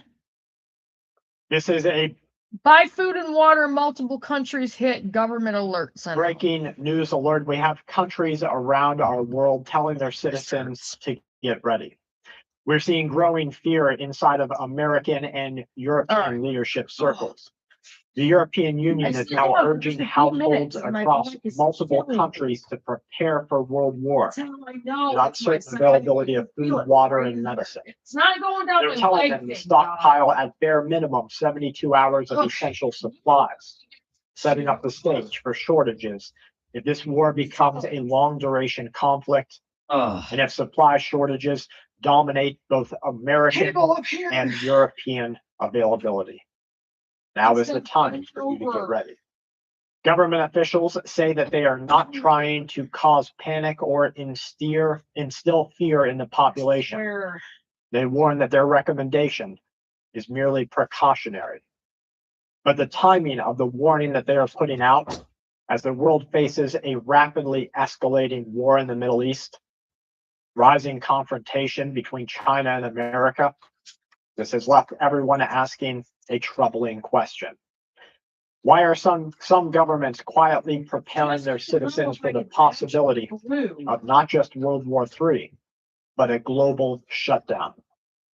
The stockpile warning that they are sending out is on the heels of a violent escalation and a longer timeline of war in the Gulf region, as Iran continues to launch retaliatory missile and drone attacks across multiple countries, following the American-led removal of their leader by missile, taking out Supreme Leader and Ayatollah Khamenei, which took place in coordinated airstrikes carried out not just by America, but between the USA and our Israeli allies. Explosions have now been reported across key cities. These cities include Doha, Dubai. Countries once reliant on American deterrence have now seen their air defense systems completely fail to intercept incoming Iranian or Iranian allied missiles. They say the proxy war is right on our doorstep. The violence that we are already seeing has begun to spread geographically and, of course, politically. This has drawn in countries and groups that are hell-bent on destabilizing some of the most strategically important corridors in the entire world. For European nations, the situation weighs down with direct implication. The United Arab Emirates hosts one of the largest European populations abroad. Ireland, as one nation, sees 14,000 of their citizens living in that country alone, many concentrated in areas like Dubai or Abu Dhabi. Nations across our world and their foreign affairs agencies have urged their citizens to shelter in place, evacuate if it's safe. They're warning that they are currently not recommending evacuation routes from Gulf states, but that this will change as the conflict broadens and security situations deteriorate even further. Basically, they're being told to get out while you can. Yet this warning to go out and buy food, buy water, and stockpile medicine is just one piece of a much larger shift that is occurring across our entire planet. What you are seeing right now is that governments are quickly returning to the kind of civil defense planning that has only been seen by humanity during the last world wars and, of course, sometime in the Cold War. Countries across our entire Earth have issued guidance urging their citizens to immediately prepare emergency supplies in case of major disruptions. These disruptions could range from conflict to cyber attacks to an energy collapse or even nuclear fallout. The European Union formally recommended that households, this was this month, maintain at least 3 days of emergency supply, a guideline that officials now say is becoming increasingly relevant as global tensions continue to rise across our world and as Iranian proxies detonate attacks in multiple nations. The Preparedness and Crisis Management Commissioner, they just warned that the security environment facing the first world today is dramatically more dangerous than it was just a few months or a few years ago. And yet they still insist that their recommendations to take matters into your own hands because the government at the end of the day will not be there to save you. No, they won't. They say these are meant to promote resilience, not promote panic. But even through all of this, we see the crisis directorate and state governments everywhere telling people to begin planning for worst case scenarios. Households are now being advised to maintain a basic survival kit, a survival kit that they are told includes items like flashlights, emergency backup communications, non-perishable food items, fresh potable drinking water, essential medicines, shortwave radios that are capable of receiving emergency international broadcasts, and an evacuation plan for your children to get out of harm's way. But what they are not telling you is while the government warns you to get just a few days worth of supplies, the USA and other countries have contracted agencies around the world to begin the immediate production of new boots, new uniforms, ballistic helmets, night vision, meals that are ready to eat on the battlefield, bullets, and missiles, while pushing for a reopening of a strategic reserve of critical resources, including firefighting aircraft, medical equipment, transportation assets, and specialized response units that are capable of handling both chemical, biological, radiological, and incoming nuclear threats. These warnings used to be largely confined to military planning documents. Now they are appearing in civilian emergency policy. We see an acknowledgement that a new page has turned in the terror that both Americans and our European counterparts will feel in the year 2026. Guys, we have a lot to cover in this broadcast, including contractors that are working with the military.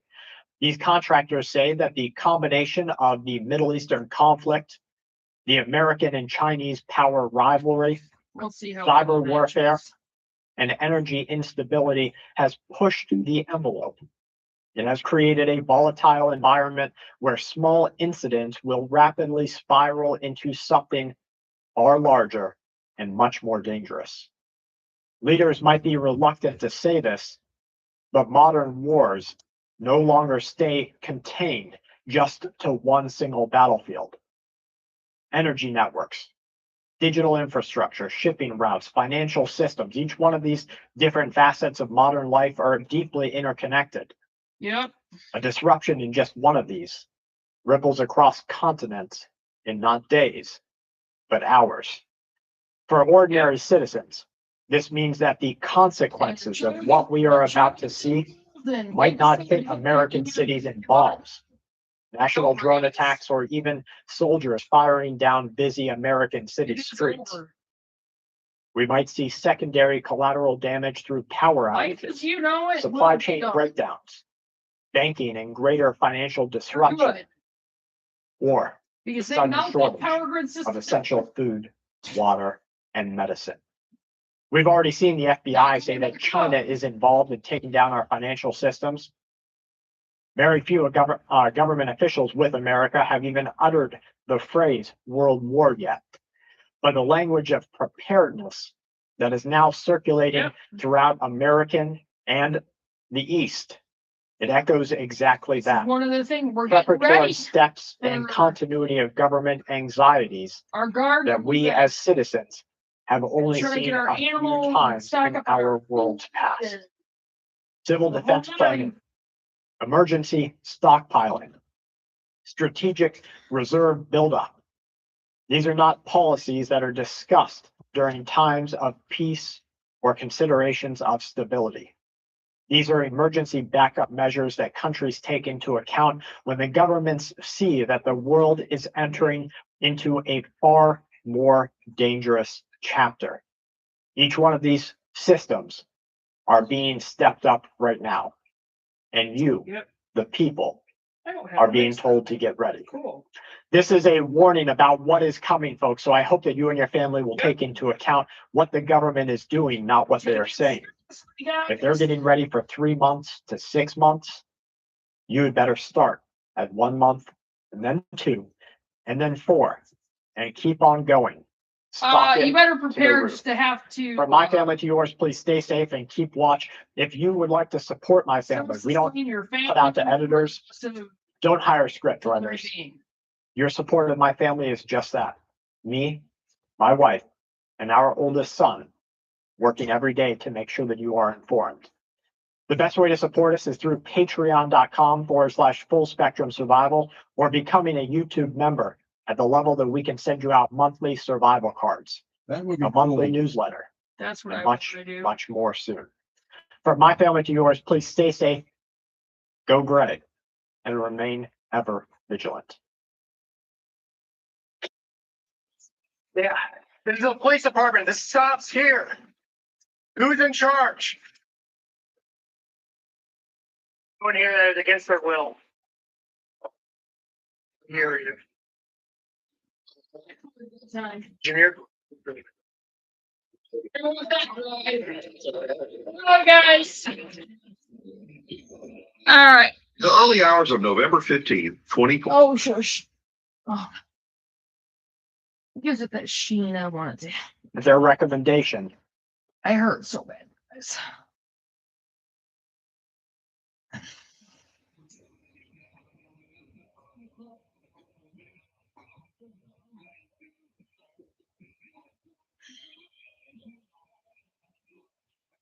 Okay, well, I guess we're just gonna hit this one. This is a new one.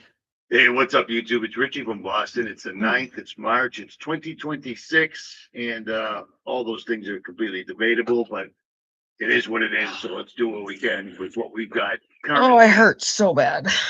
So I prayed last night, like I often do, and I prayed to God because I'm touching on I subjects can't that sit are up on my bed and that have do been stuff contacting anymore. me in certain ways. People you don't want contacting you, put it that way.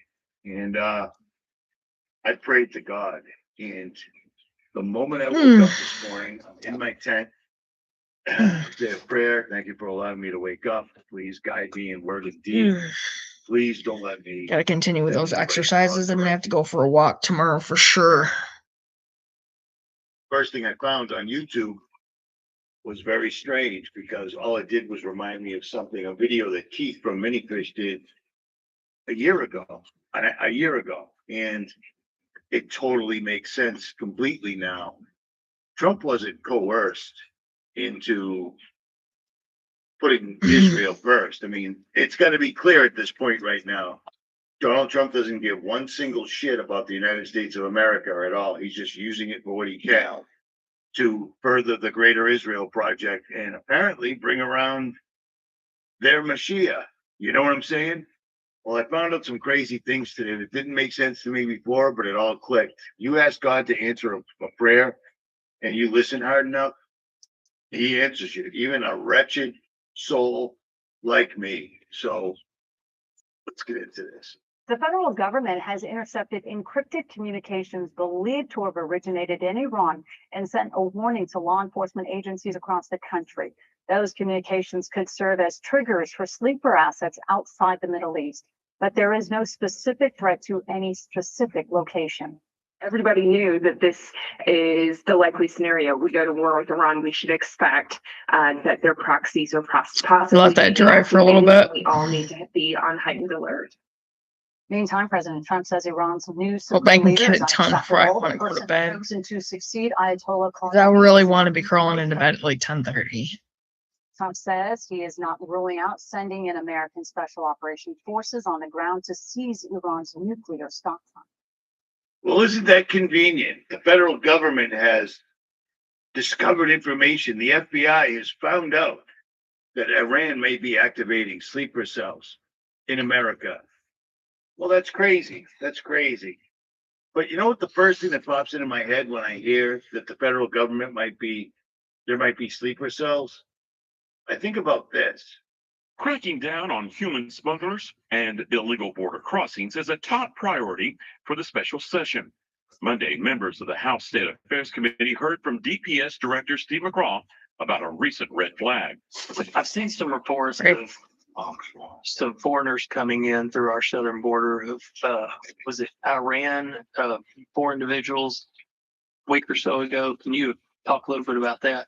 Well, that's in common knowledge, and I think most members are aware that over the years we've had individuals from special interest countries coming into the United States and apprehended in Texas along Texas-Mexico border, anywhere from Afghanistan to Yemen, including Iraq and Iran as well, Pakistan, Jordan. So yes. Fox News Monday morning reported 4 Iranians, 2 on a security threat watch list, have been caught on the Texas border this month, the most recent Sunday morning. During a Yeah, they caught 4 of them, and only half of those 4 were on the terrorist watch list, which is insane because if you recall on Jailbreak, when I went down to the Mexico border when they were allegedly having a standoff between the Border Patrol and the National Guard, which was completely not true in any way whatsoever at all, but that's what the media was saying. If you recall, I had a video where we had people lined up. Where are you from? Iran. It just went on and on and on. Fortunately, because America, YouTube took that video down, so I don't have that footage anymore. But isn't it convenient now? We're attacking a country, you know, almost April, we're attacking a country that hasn't attacked anybody since the year 500 and something. This is insane. It's one of the oldest countries on earth, Persia. Do you know what I'm saying? And we just have to attack them to get those nuclear weapons there. I mean, any minute they'll have nuclear weapons. I've been hearing that since I was, I think, around 22 years old, and I'm 58 now. So that's crazy. But here's another fun thing that I want to remind you about for April, because America first, right? April 1st, America. Make America great again. Are you guys, is there any doubt anymore what's going on? Well, just in case there is any doubt, you happen to wake up, they're ready. So remember this last year when Trump ordered the National Guard, he ordered Hegseth to get 500 troops for quick reaction forces in all 50 states in case there was a civil unrest coming.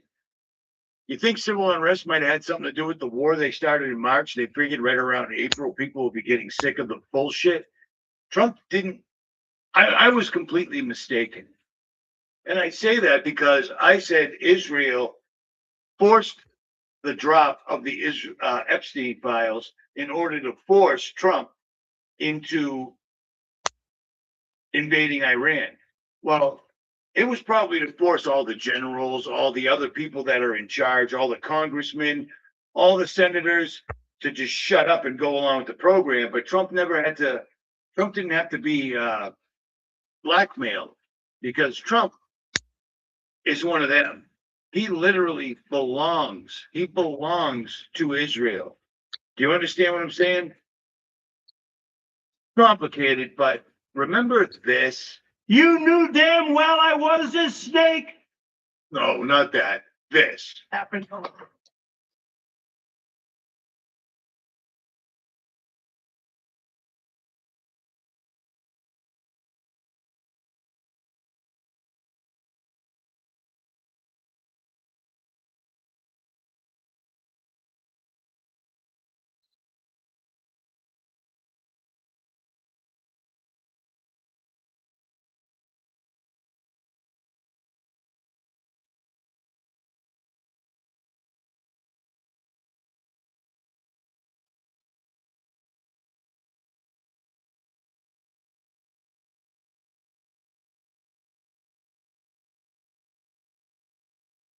We are watching live at a rally in Butler, Pennsylvania, where former President Trump was speaking on the stage.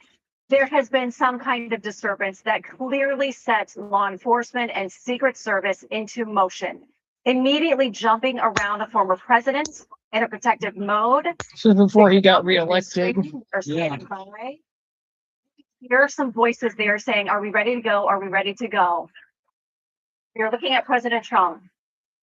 This does not look good. I'm going to be honest with you. From what we can see right here, it looks like they are attempting to move him out, that he may have been injured. Now, we've all seen that, okay? The whole world has seen that. And many of us knew that that was not a real shooting. The people in the background are just sitting there. So somebody just fired at the president directly in front of you and they're still firing, but you're gonna sit there and just keep watching and looking. Everybody was completely inept. And first thing Trump said when he got up was, "I need my shoes." Now, Many Fish did a video on this explaining it very, very, very well. But I didn't understand the gravity of it until I saw this morning. This was the first thing I saw when I woke up this morning. Why? I don't know. But it explains so much. Trump didn't sell us out. We just got completely fooled. 100%. That entire, well, I'll explain it afterwards. For Trump to continue his loyal service to the Chabad movement, which helped bring him to power, he would have to publicly declare his slavery to his Jewish masters by taking a piercing publicly to his ear. Now, it would be a little too obvious and frankly weird as hell for you to witness a rabbi publicly poking a hole in Trump's ear. So how could this public display of loyalty be achieved for all the world to see without raising any unusual suspicion? Well, on July 13th, 2024, while speaking at a public rally in Butler, Pennsylvania, Trump was supposedly shot in the ear by a would-be assassin.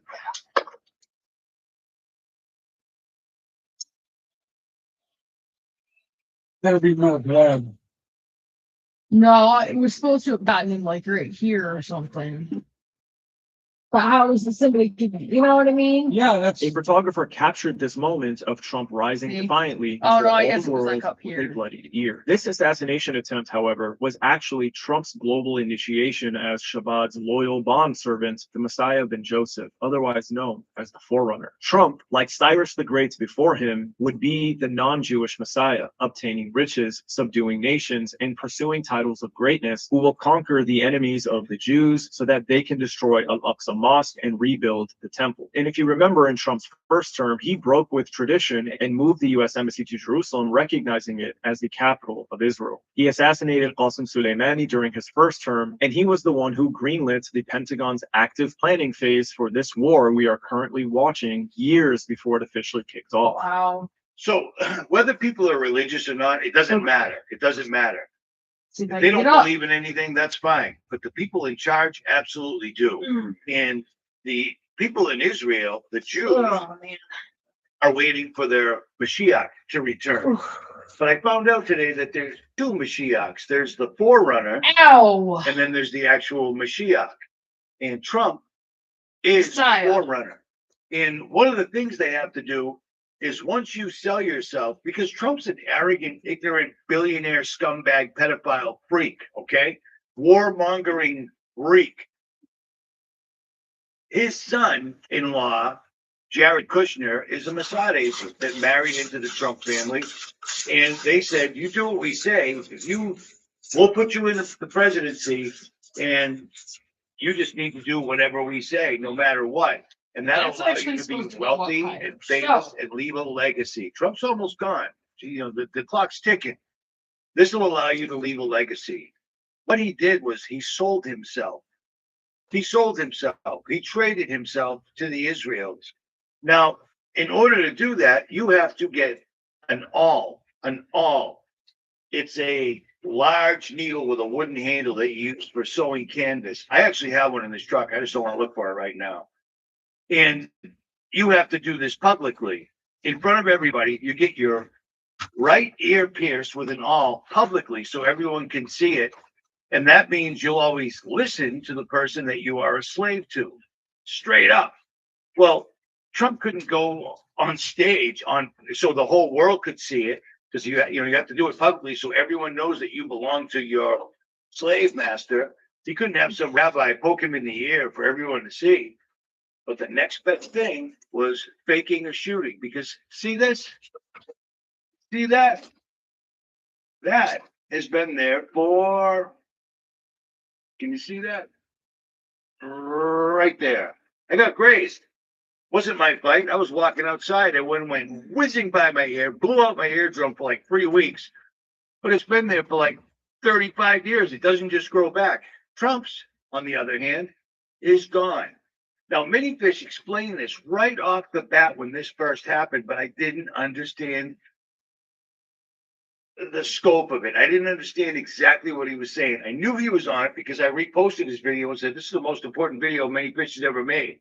Well, I just didn't get it until this morning. So there's a reason I'm making this video where I am right now. My Starlink is way over there by the road. There's so many trees around. No. But I got to do this. When God answers, you got to do your part right away, even if it's uncomfortable to stand on your shaky old knees. At any rate, listen to this. This Trump peace and prosperity plan, aka the Abraham Accords, the deal of the century, so on and so forth. I do believe we're going to see this come back into the picture.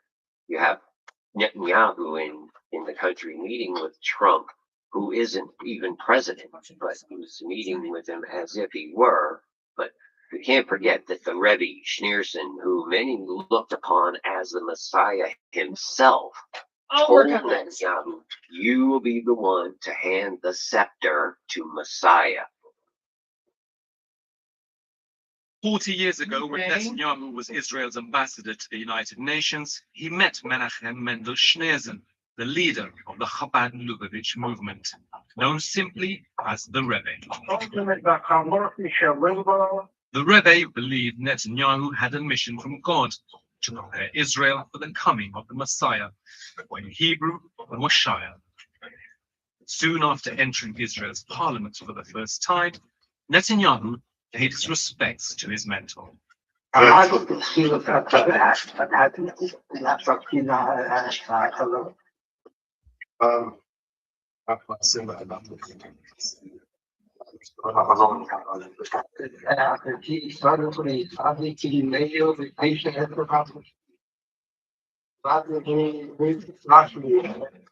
All right, what I'm doing is I'm adding some more purple, especially Keep the that in mind because metallic. they do have an understanding of things and they Because- co-opt prophecy and self-fulfill it in order to fool and deceive the world. That's literally how they do it.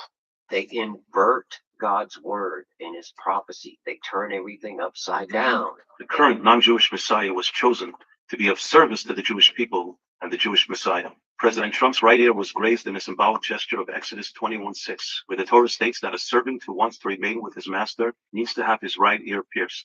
Trump was designated as God's servant and anointed one, just like Cyrus the Great almost 2,400 years ago. We have clarified in several videos that the absolute deadline for the redemption is by the end of the Jewish year 5787, which corresponds to October 2nd, 2027. Thus, the redemption will surely occur during Donald Trump's tenure. And I have good reason to believe Donald Trump was chosen to be the one to redeem the sins of Esau through offering his assistance in rebuilding the Holy Temple on the Temple Mount and establishing the Jewish kingdom over all of mankind in Jerusalem. Guys, Perhaps there's no accident that the prophecy. numeric value of Donald Trump in Hebrew is the same as Messiah, son of David, Mashiach ben David, 424. However, Donald Trump is mistaken if he thinks he was chosen to make America great again. But America will never become a great country on its own because Esau's days are numbered. All our elite institutions and centers of power and influence are rotten through and through. The majority of Americans under 30 who are college educated and who are the future leaders of America support the vicious monsters of Hamas rather than the holy and courageous soldiers of the IDF. No human being, even Donald Trump, can reverse this. No, the greatness of America does not lie in its own success. America will be great when the Messiah comes, and the leader of this country, on behalf of all the good people in this country, will humbly present himself to the Jewish Messiah and ask him to accept the United States of America into a new alliance of countries who accept the leadership of the Messiah. A new United Nations will replace the current cesspool that goes by that fraudulent name. A real United Nations, united to serve God, led by the Messiah and based in Jerusalem. And my feeling is that the United States under President Trump will be the first nation to join. So how crazy is all this? How crazy is all this? It is undeniable. It is absolutely undeniable that a week after his shooting, his ear was completely healed.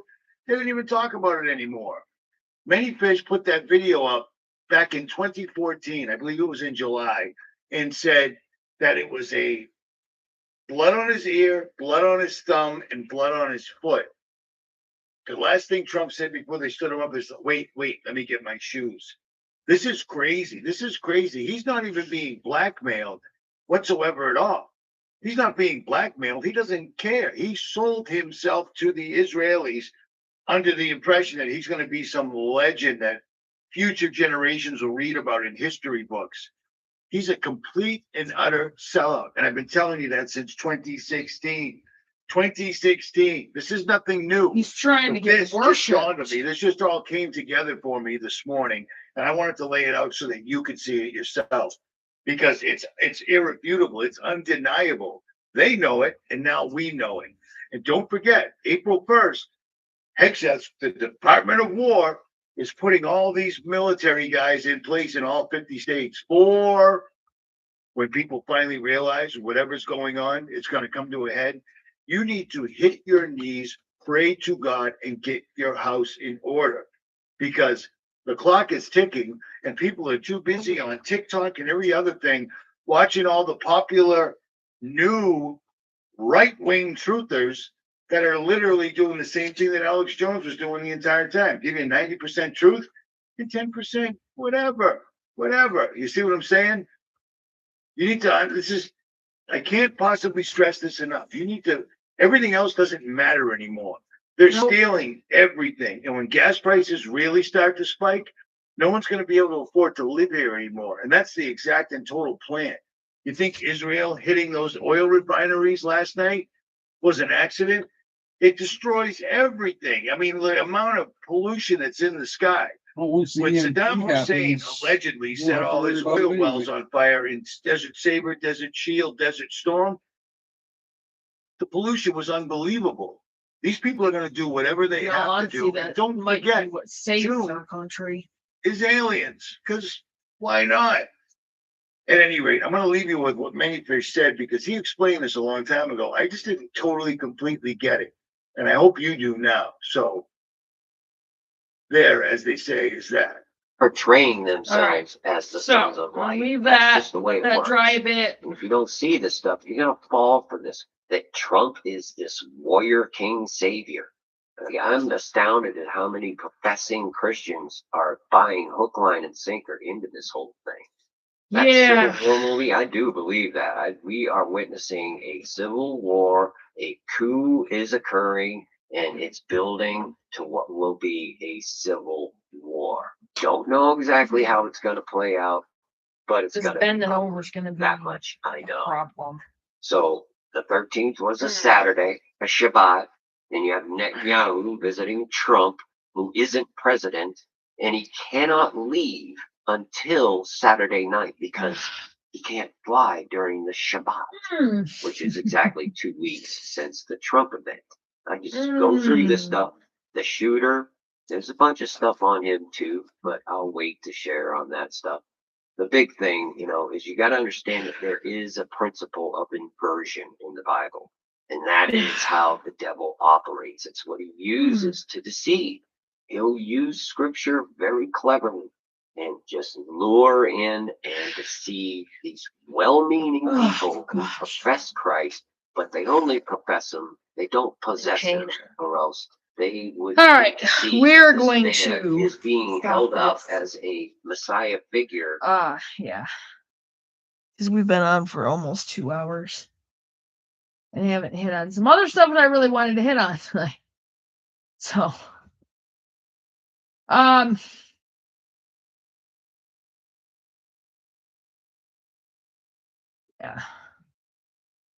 As I said before, there's a lot going on. Absolutely a lot going on, obviously. I'm not even gonna pull up to think about it once.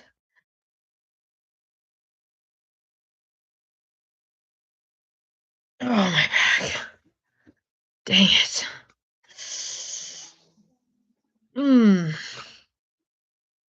Sad. I gotta lose this weight. I don't have a choice. So I'm gonna have to really kick it in gear.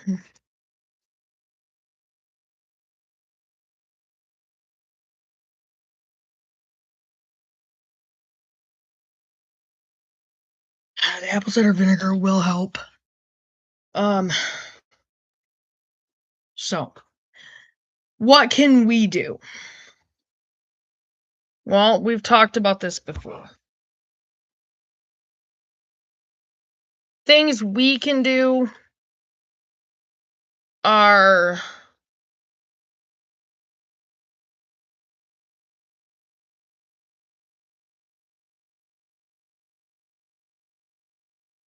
get ready to have to grow your own food. Get ready to, even if it's container gardening. I know some of you guys, some people don't live in an area where you can go out back and dig a garden or go out back and build 10 garden beds. But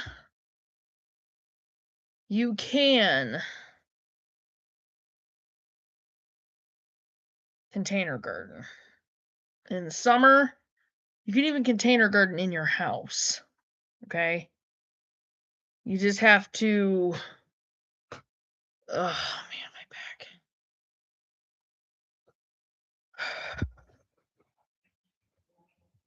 You just have to make sure that you're like adding compost to your soil. Now you can actually make like liquid compost tea, what they call compost tea. I'm sure you can buy an organic version of it. I'm sure there's farmers around that were, other homesteaders, I say farmers, other homesteaders around that would be more than willing to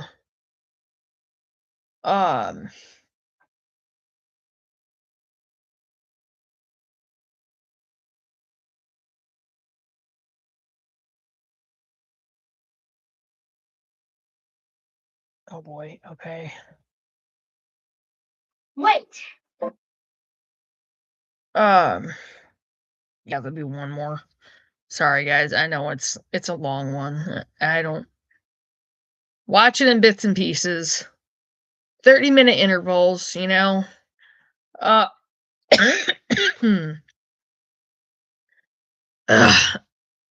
piece of the cinnamon or something got caught in my throat.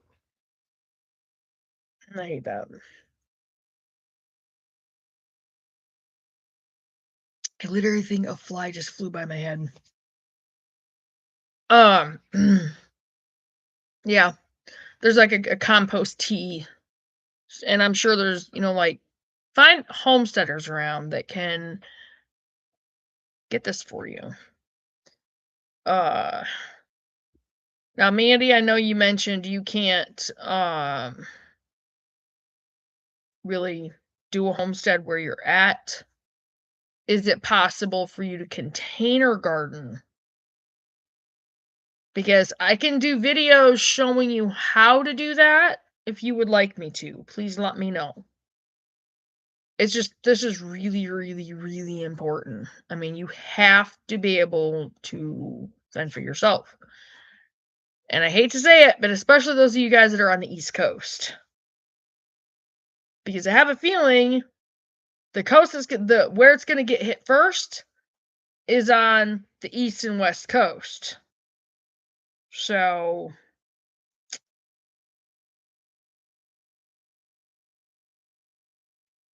now, the composting tea, I might actually be able to make it and mail it. I would have to find a way to seal the jar, though. I don't know. Unless I find a good one on Amazon for you. Anyway, that's to feed your plants. Because you have to feed them like once a week, or, different plants need to be fed at different times, different intervals.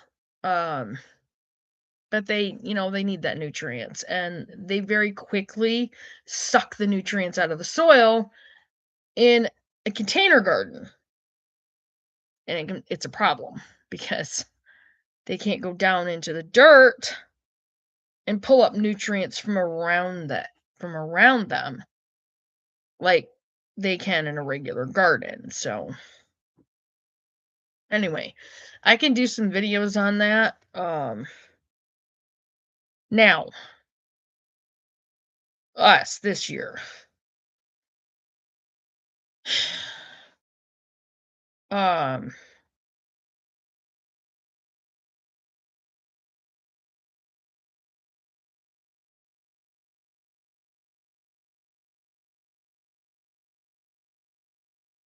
Okay. I will do some videos on container gardening and how to keep the plants fed and that kind of thing. I think that was the problem with me in Oklahoma when we were on French Lane, because I didn't have the right stuff to feed them, and that's why they didn't really grow very well. So, I'll do some more research in that, and we'll go from there.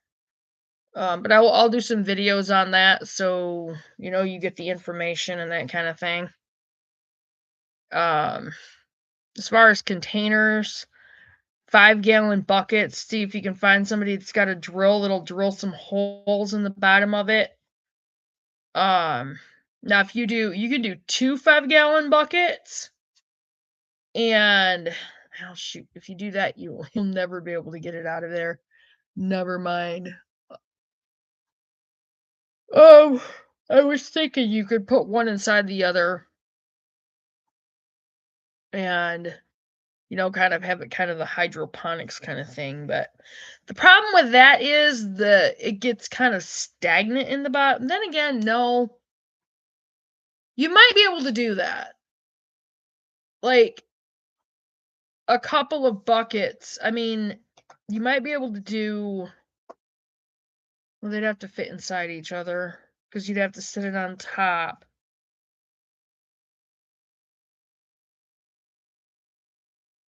I mean, you could always put like a ring of duct tape around it and then put the 5-gallon bucket in there in the other one to make sure it didn't get stuck, because when they get stuck, it's like they're super glued together and you can't get them apart. Yeah. But with the first one, the one that you put the row of duct tape around, probably about that close to the top, like just under the ring, because you usually have that ring around the top. Put the duct tape just under that ring, and then when you set it in there, you should be able to pull it back out. But that bucket, put the holes in the bottom of it, about like that far apart around the bottom, the whole bottom of the bucket. Yeah, about probably that far. About like that. And then set it inside the other one. You don't put holes in the other one. And then put your dirt in it. Plant your seeds. And then as you water, no, you could add water in the bottom of I would actually add water in the bottom of the bucket and maybe like a little bit of the plant food. Not much. Because if you get a good soil, it's going to have that nutrients and stuff in it anyway. But you can add you could add some of the composted.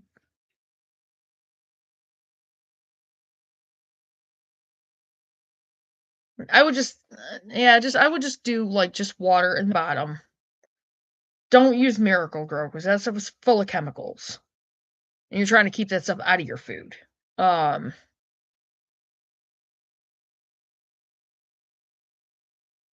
actually things that, like natural things that you can actually add to it. And I'll look that one up and I'll let you know. But you put water about that much in the bottom of the first bucket. The one without the holes. The one with the holes, you set that in there. Put your dirt in it. And what's going to happen is the dirt's going to soak up that water, okay? And all you have to do is just kind of spritz around where you planted the seeds. Now, make sure you do your research on your container gardening. I would go with square foot gardening with 5-gallon buckets because the opening, it's about a 12-inch perimeter. About, give or take, between 10.5 to 12 inches. Okay? So I would go with your square foot gardening rules as far as seeds and how much of them to plant. Okay? If you're going with tomatoes, 1 tomato plant. Now, you can go to like Tractor Supply or whatever, get a nice tomato plant. You know, if you don't want to try growing the seeds, they even have some of the heirloom varieties like your Cherokee Purple, which is an amazing tomato. I love that tomato. And then bring it home, plant it. It should do really well. And actually your 5-gallon bucket is just the right size for a tomato plant. Just make sure you pick up yourself a tomato cage. But if you know you're going to need more than one plant, get another set of buckets, do the same thing, get, and so on and so on and so on. But I will do some videos and couple them with like square foot gardening, that kind of thing.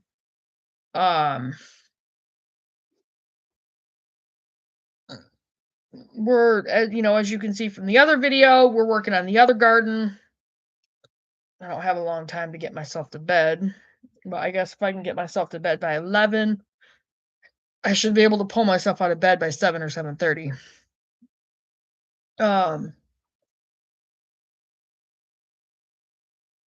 But we have a lot to do. I mean, there's so much cleanup out there. You can watch that video and you can see how much cleanup there is out there. And I'm so angry at Tim still. Like, and I think, honestly, I just kind of have to give it to God because I am so angry at him. He is... Honestly, I kind of just want to take his trailer. Because it's been on this property for so long. He destroyed so much out there. And because of him and people he had over here, a lot of stuff got stolen, including our computers. I'm praying I'm wrong. And that I run across them in the house and that they're fine and I find them. Chloe would cry. I would cry. She would break. So would I. Because her gray computer has the slideshows on it from Mom and Dad's funerals. Can't replace that. And we never, the funeral home was supposed to give us the flash drive and they never did. So, and I doubt they have it still. They don't keep that stuff. Anyway, but yeah, I'm half tempted to just take his trailer. And literally use it for a barn. That's what I want to do. Take his trailer and use it for a barn. So, I might send him this video, to be honest. Personally, I don't care. What is he going to do? He is totally in the wrong legally. Legally, I can take that trailer because it's on my property. I can file for an abandonment title. So, I don't know. I might just do that. Just tell him, you know what?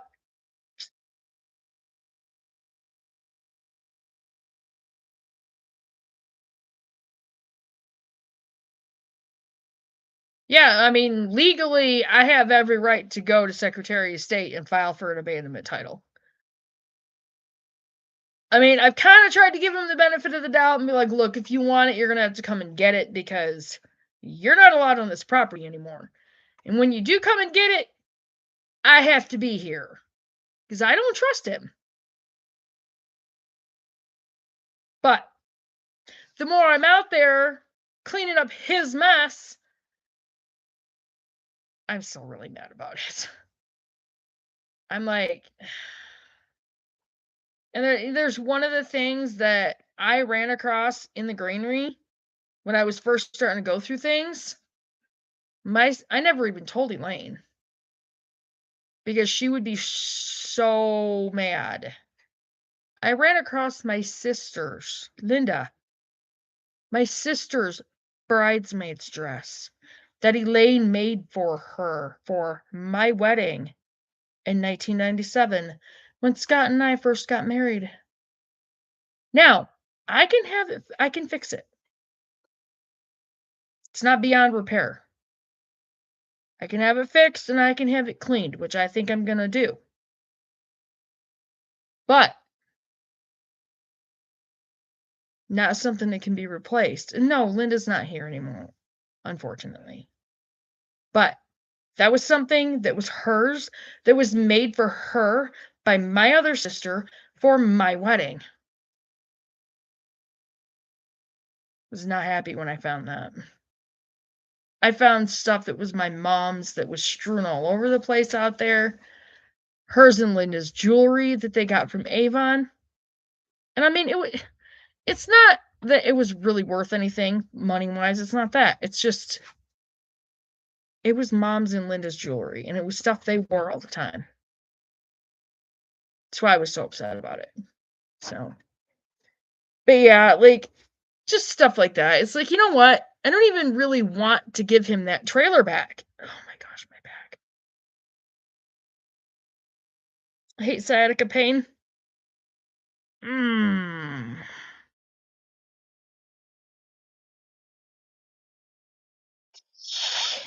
I've dealt with this for too long. Time to start going for a walk every day. Well, I need to anyway. I gotta get myself in shape. All right. We are over 2 hours. I am going to, because another video just came out that I really don't want to wait to put on. So I'm gonna do this, play this real quick. Oh, bite me. And this is from Think About It. So you're telling me in the future, people just stare at a little box all day, inside and outside?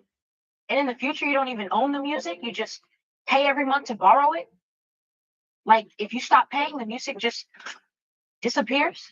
Wait, so before people eat, they take a picture of the food and show strangers? And the strangers like and comment on it? So in the future, everyone has their own phone and they use it to type messages instead of call? If someone calls you without typing it first, it's considered rude? So you're telling me in the future, people just post their diary for everyone to see? Some people get paid for it. For their diary? Future, a little box just tells you where to go, turn by turn? Yeah, sometimes really annoying. If you want food from a restaurant, you just tap the box and a stranger brings it to your door and you pay extra for that and then you rate the stranger. Our moms always say don't talk to strangers. But in the future, everyone just talks to strangers all day on the little box and shows them their house and their kids. So in the future, nobody ever just sits with the quiet. Like, it's really exhausting in the future. Aww. Everyone's connected to everything. And people are still lonely. Okay, but do we at least still stay outside until the streetlights come on?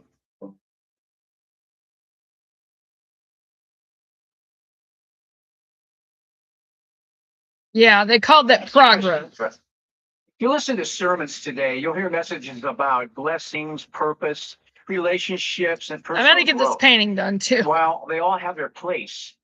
There's something the church desperately needs to hear right now. Something Jesus himself warned us about. Conservative Christian leaders are calling on Prime Minister Benjamin Netanyahu to stop a bill proposed by members of his coalition to make it criminal to tell people about Jesus in Israel. Our Jerusalem correspondent Daniel Cohen is live here. Scott, think about the time frame we're living Good in. morning, Allison. Good morning, everyone. A big story just before, days before Palm Sunday, Good Friday, and Easter. Sacred time for Christians. 2 ultra-Orthodox members of Prime Minister Netanyahu's coalition have introduced a bill that would punish believers for sharing the gospel of Jesus with prison time. United Torah Judaism Knesset members. Somebody want to tell me now we're not living in the biblical Asher end introduced times? legislation last week, making it illegal to share in conversation or produce content online, in print, or by mail. Their explanation of the bill emphasizes a warning to stop Christians in particular. The punishment, 1 year in prison or 2 years for sharing with someone under the age of 18.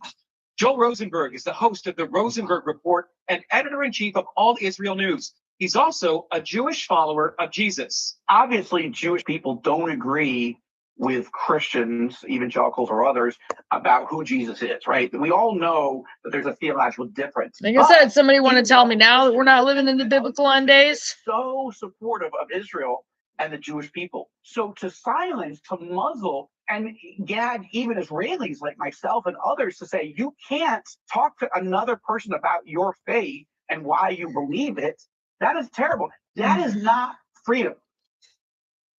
Stupid Although sciatica. politically, I hate it. Theologically, Netanyahu has always been a strong friend of evangelicals, speaking at meetings and believing freedom of speech and freedom from Israel's small Christian community should be protected. Now, should this bill gain traction, it could spark a serious clash with the 60 million evangelicals in the United States and 600 million around the world. Gafni first introduced a ban on evangelism in 1999. It went nowhere. United Torah Judaism is in a stronger negotiating position now, though, since Netanyahu needs to keep the party in his coalition, or it could threaten Netanyahu's ability to remain in power. The message of enduring to the end. Jesus didn't say the last days would be comfortable. He didn't say believers would be celebrated by the world. In fact, he warned the exact opposite. In Matthew 24, when the disciples asked Jesus about the signs of the end of the age, the very first thing he said was, pay attention, be careful, take heed that no man deceive you. Then he went on to say there would be wars, rumors of wars, famines, and pestilences and earthquakes in different places. But here it is, you guys. Matthew 24, starting with verse 9. Then you will be arrested, persecuted, and killed. You will be hated all over the world because you are my followers. And many will turn away from me and betray and hate each other, and many false prophets will appear and will deceive many people.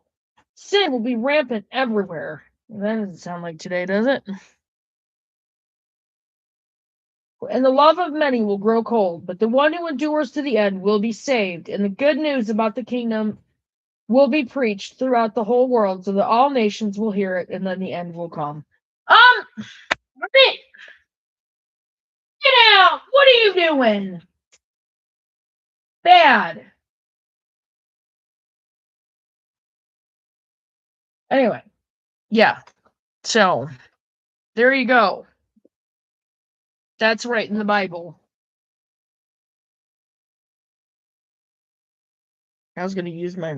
And he said something that many churches today rarely talk about. He said, then they will deliver you up to be afflicted and will kill you, and you will be hated by all nations for my name's sake. And then comes a chilling warning. And then will many be offended and will betray one another and will hate one another. Jesus said that in the last days, many would fall away, not a few, many. No! False prophets would arise. Deception would increase. Lawlessness would multiply. And because iniquity would abound, the love of many will wax cold or grow cold.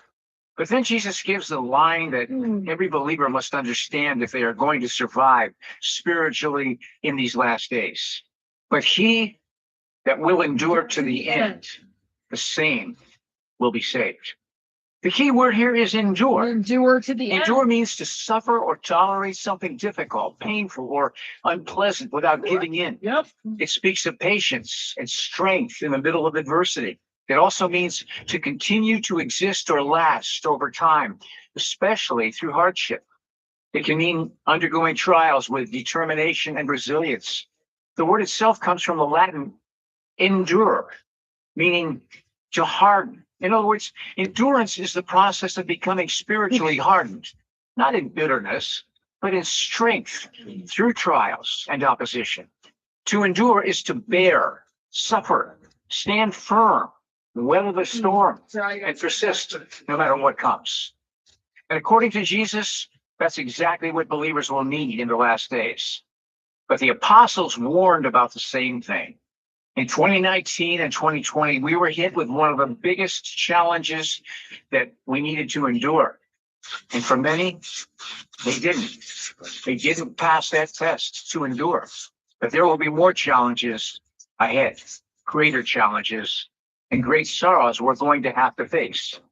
And many believers already are facing those challenges and those afflictions right now. In 1 Peter chapter 4, Peter wrote to Christians who were already facing persecution. And listen carefully to what he told them. He said, beloved, don't think it's a strange thing concerning the fiery trials which try you, as though some strange thing happened to you. Peter is saying something very important here. Don't be surprised by hardship. Don't be shocked by persecution. Don't think something unusual is happening. Trials are part of the journey of faith. He continues, but rejoice inasmuch as you are partakers of Christ's sufferings. It's a message many churches today rarely preach. The idea that following Christ may involve suffering, rejection, and persecution. But Peter goes even further. He says, if you be reproached for the name of Christ, happy are you. Why? Because it means the Spirit of God rests upon you. And then Peter says something extremely sobering. For the time has come that judgment must begin at the house of God. Judgment begins with the church first, before God judges the world. He purifies his people. Trials expose what is real and what is fake. Peter then asks a powerful question. If the righteous scarcely be saved, where will the ungodly and the sinner appear? That's why endurance matters so much, because faith that cannot endure trials cannot last. Peter finishes with this instruction. Let them that suffer according to the will of God commit the keeping of their souls to him in well-doing, as unto a faithful creator, because he is. In other words, trust God and keep doing what is right, even when things get hard. Now listen to what Jesus said to the churches in the book of Revelation. Over and over again, Jesus ends his messages with the same statement. In Revelation 2:7, he says, he that has an ear, let him hear what the Spirit says to the churches. And again in Revelation 3:22, he that has an ear, let him hear what the Spirit says to the churches. Notice something important. Jesus didn't say this to the world. He said it to the church, meaning not everyone in the church will truly hear. Some will ignore the warning. Some will fall away. Some will be deceived. But those who truly listen to the Spirit of God will understand the times and remain faithful. And that's the message the church needs today. Not just comfort, not just encouragement, but preparation. Preparation to endure deception, to endure persecution, to endure hardship, to endure spiritual warfare, to endure a world that increasingly rejects the truth. Because the Bible never promises believers an easy road, but it does promise something better. Victory for those who endure. Jesus didn't say the one who starts the race will be saved. He said the one who endures to the end will be saved. And in the days we are entering, that message may be one of the most important messages the church can hear. So the question every believer must ask is this. When trials come, when deception increases, when pressure rises, will your faith endure? Because those who endure, those who stand firm, those who persist through hardship, will be the ones still standing when the end comes and we see Jesus. Think about it. Okay. So that's going to be the last one for this one. Yeah.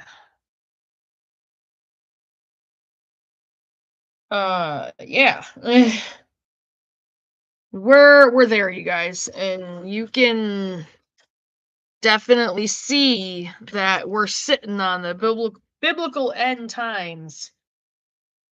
Oh, my back. Oh, dude. I'm in pain. Anyway, I'm going to work on getting more homesteading videos out there tomorrow for sure. I'm not going to do any more tonight. I want to make sure I let this one do its thing. It's going to take a while. It's already up there. Technically, I can pull it up and listen to it. But as far as being able to go to the channel and pull it up,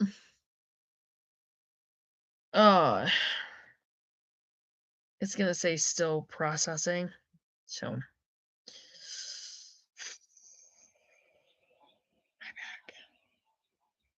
All right, so I'm gonna try to get this painting finished, and I'm gonna get myself ready to go to bed. So we're gonna cover a lot more and a lot more videos on getting started with your homesteads. I'm gonna continue. I'm gonna continue with the series part 7. I gotta figure out which one I'm gonna do tomorrow. Plus, I'm gonna be doing other videos. I'll probably put the computer on the porch again, just so I can upload them easier. But I'm gonna get off from you guys and have a great night. Get some sleep.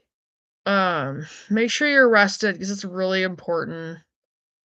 There's just so much going on.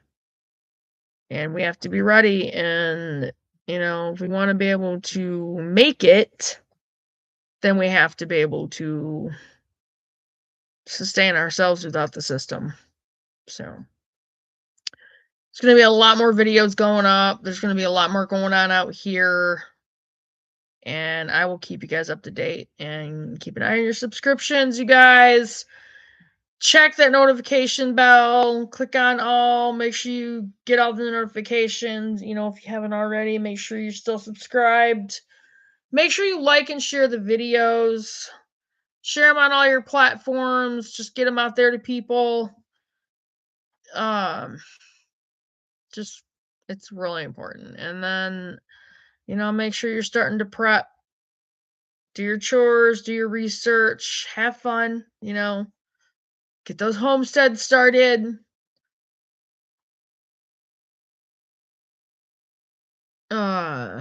Get ready to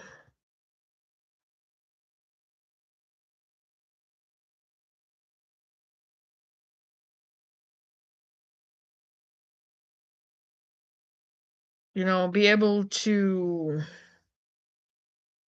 grow some food and learn along the way, and that's one of the things that this is all about. So I will see you guys on the next video, and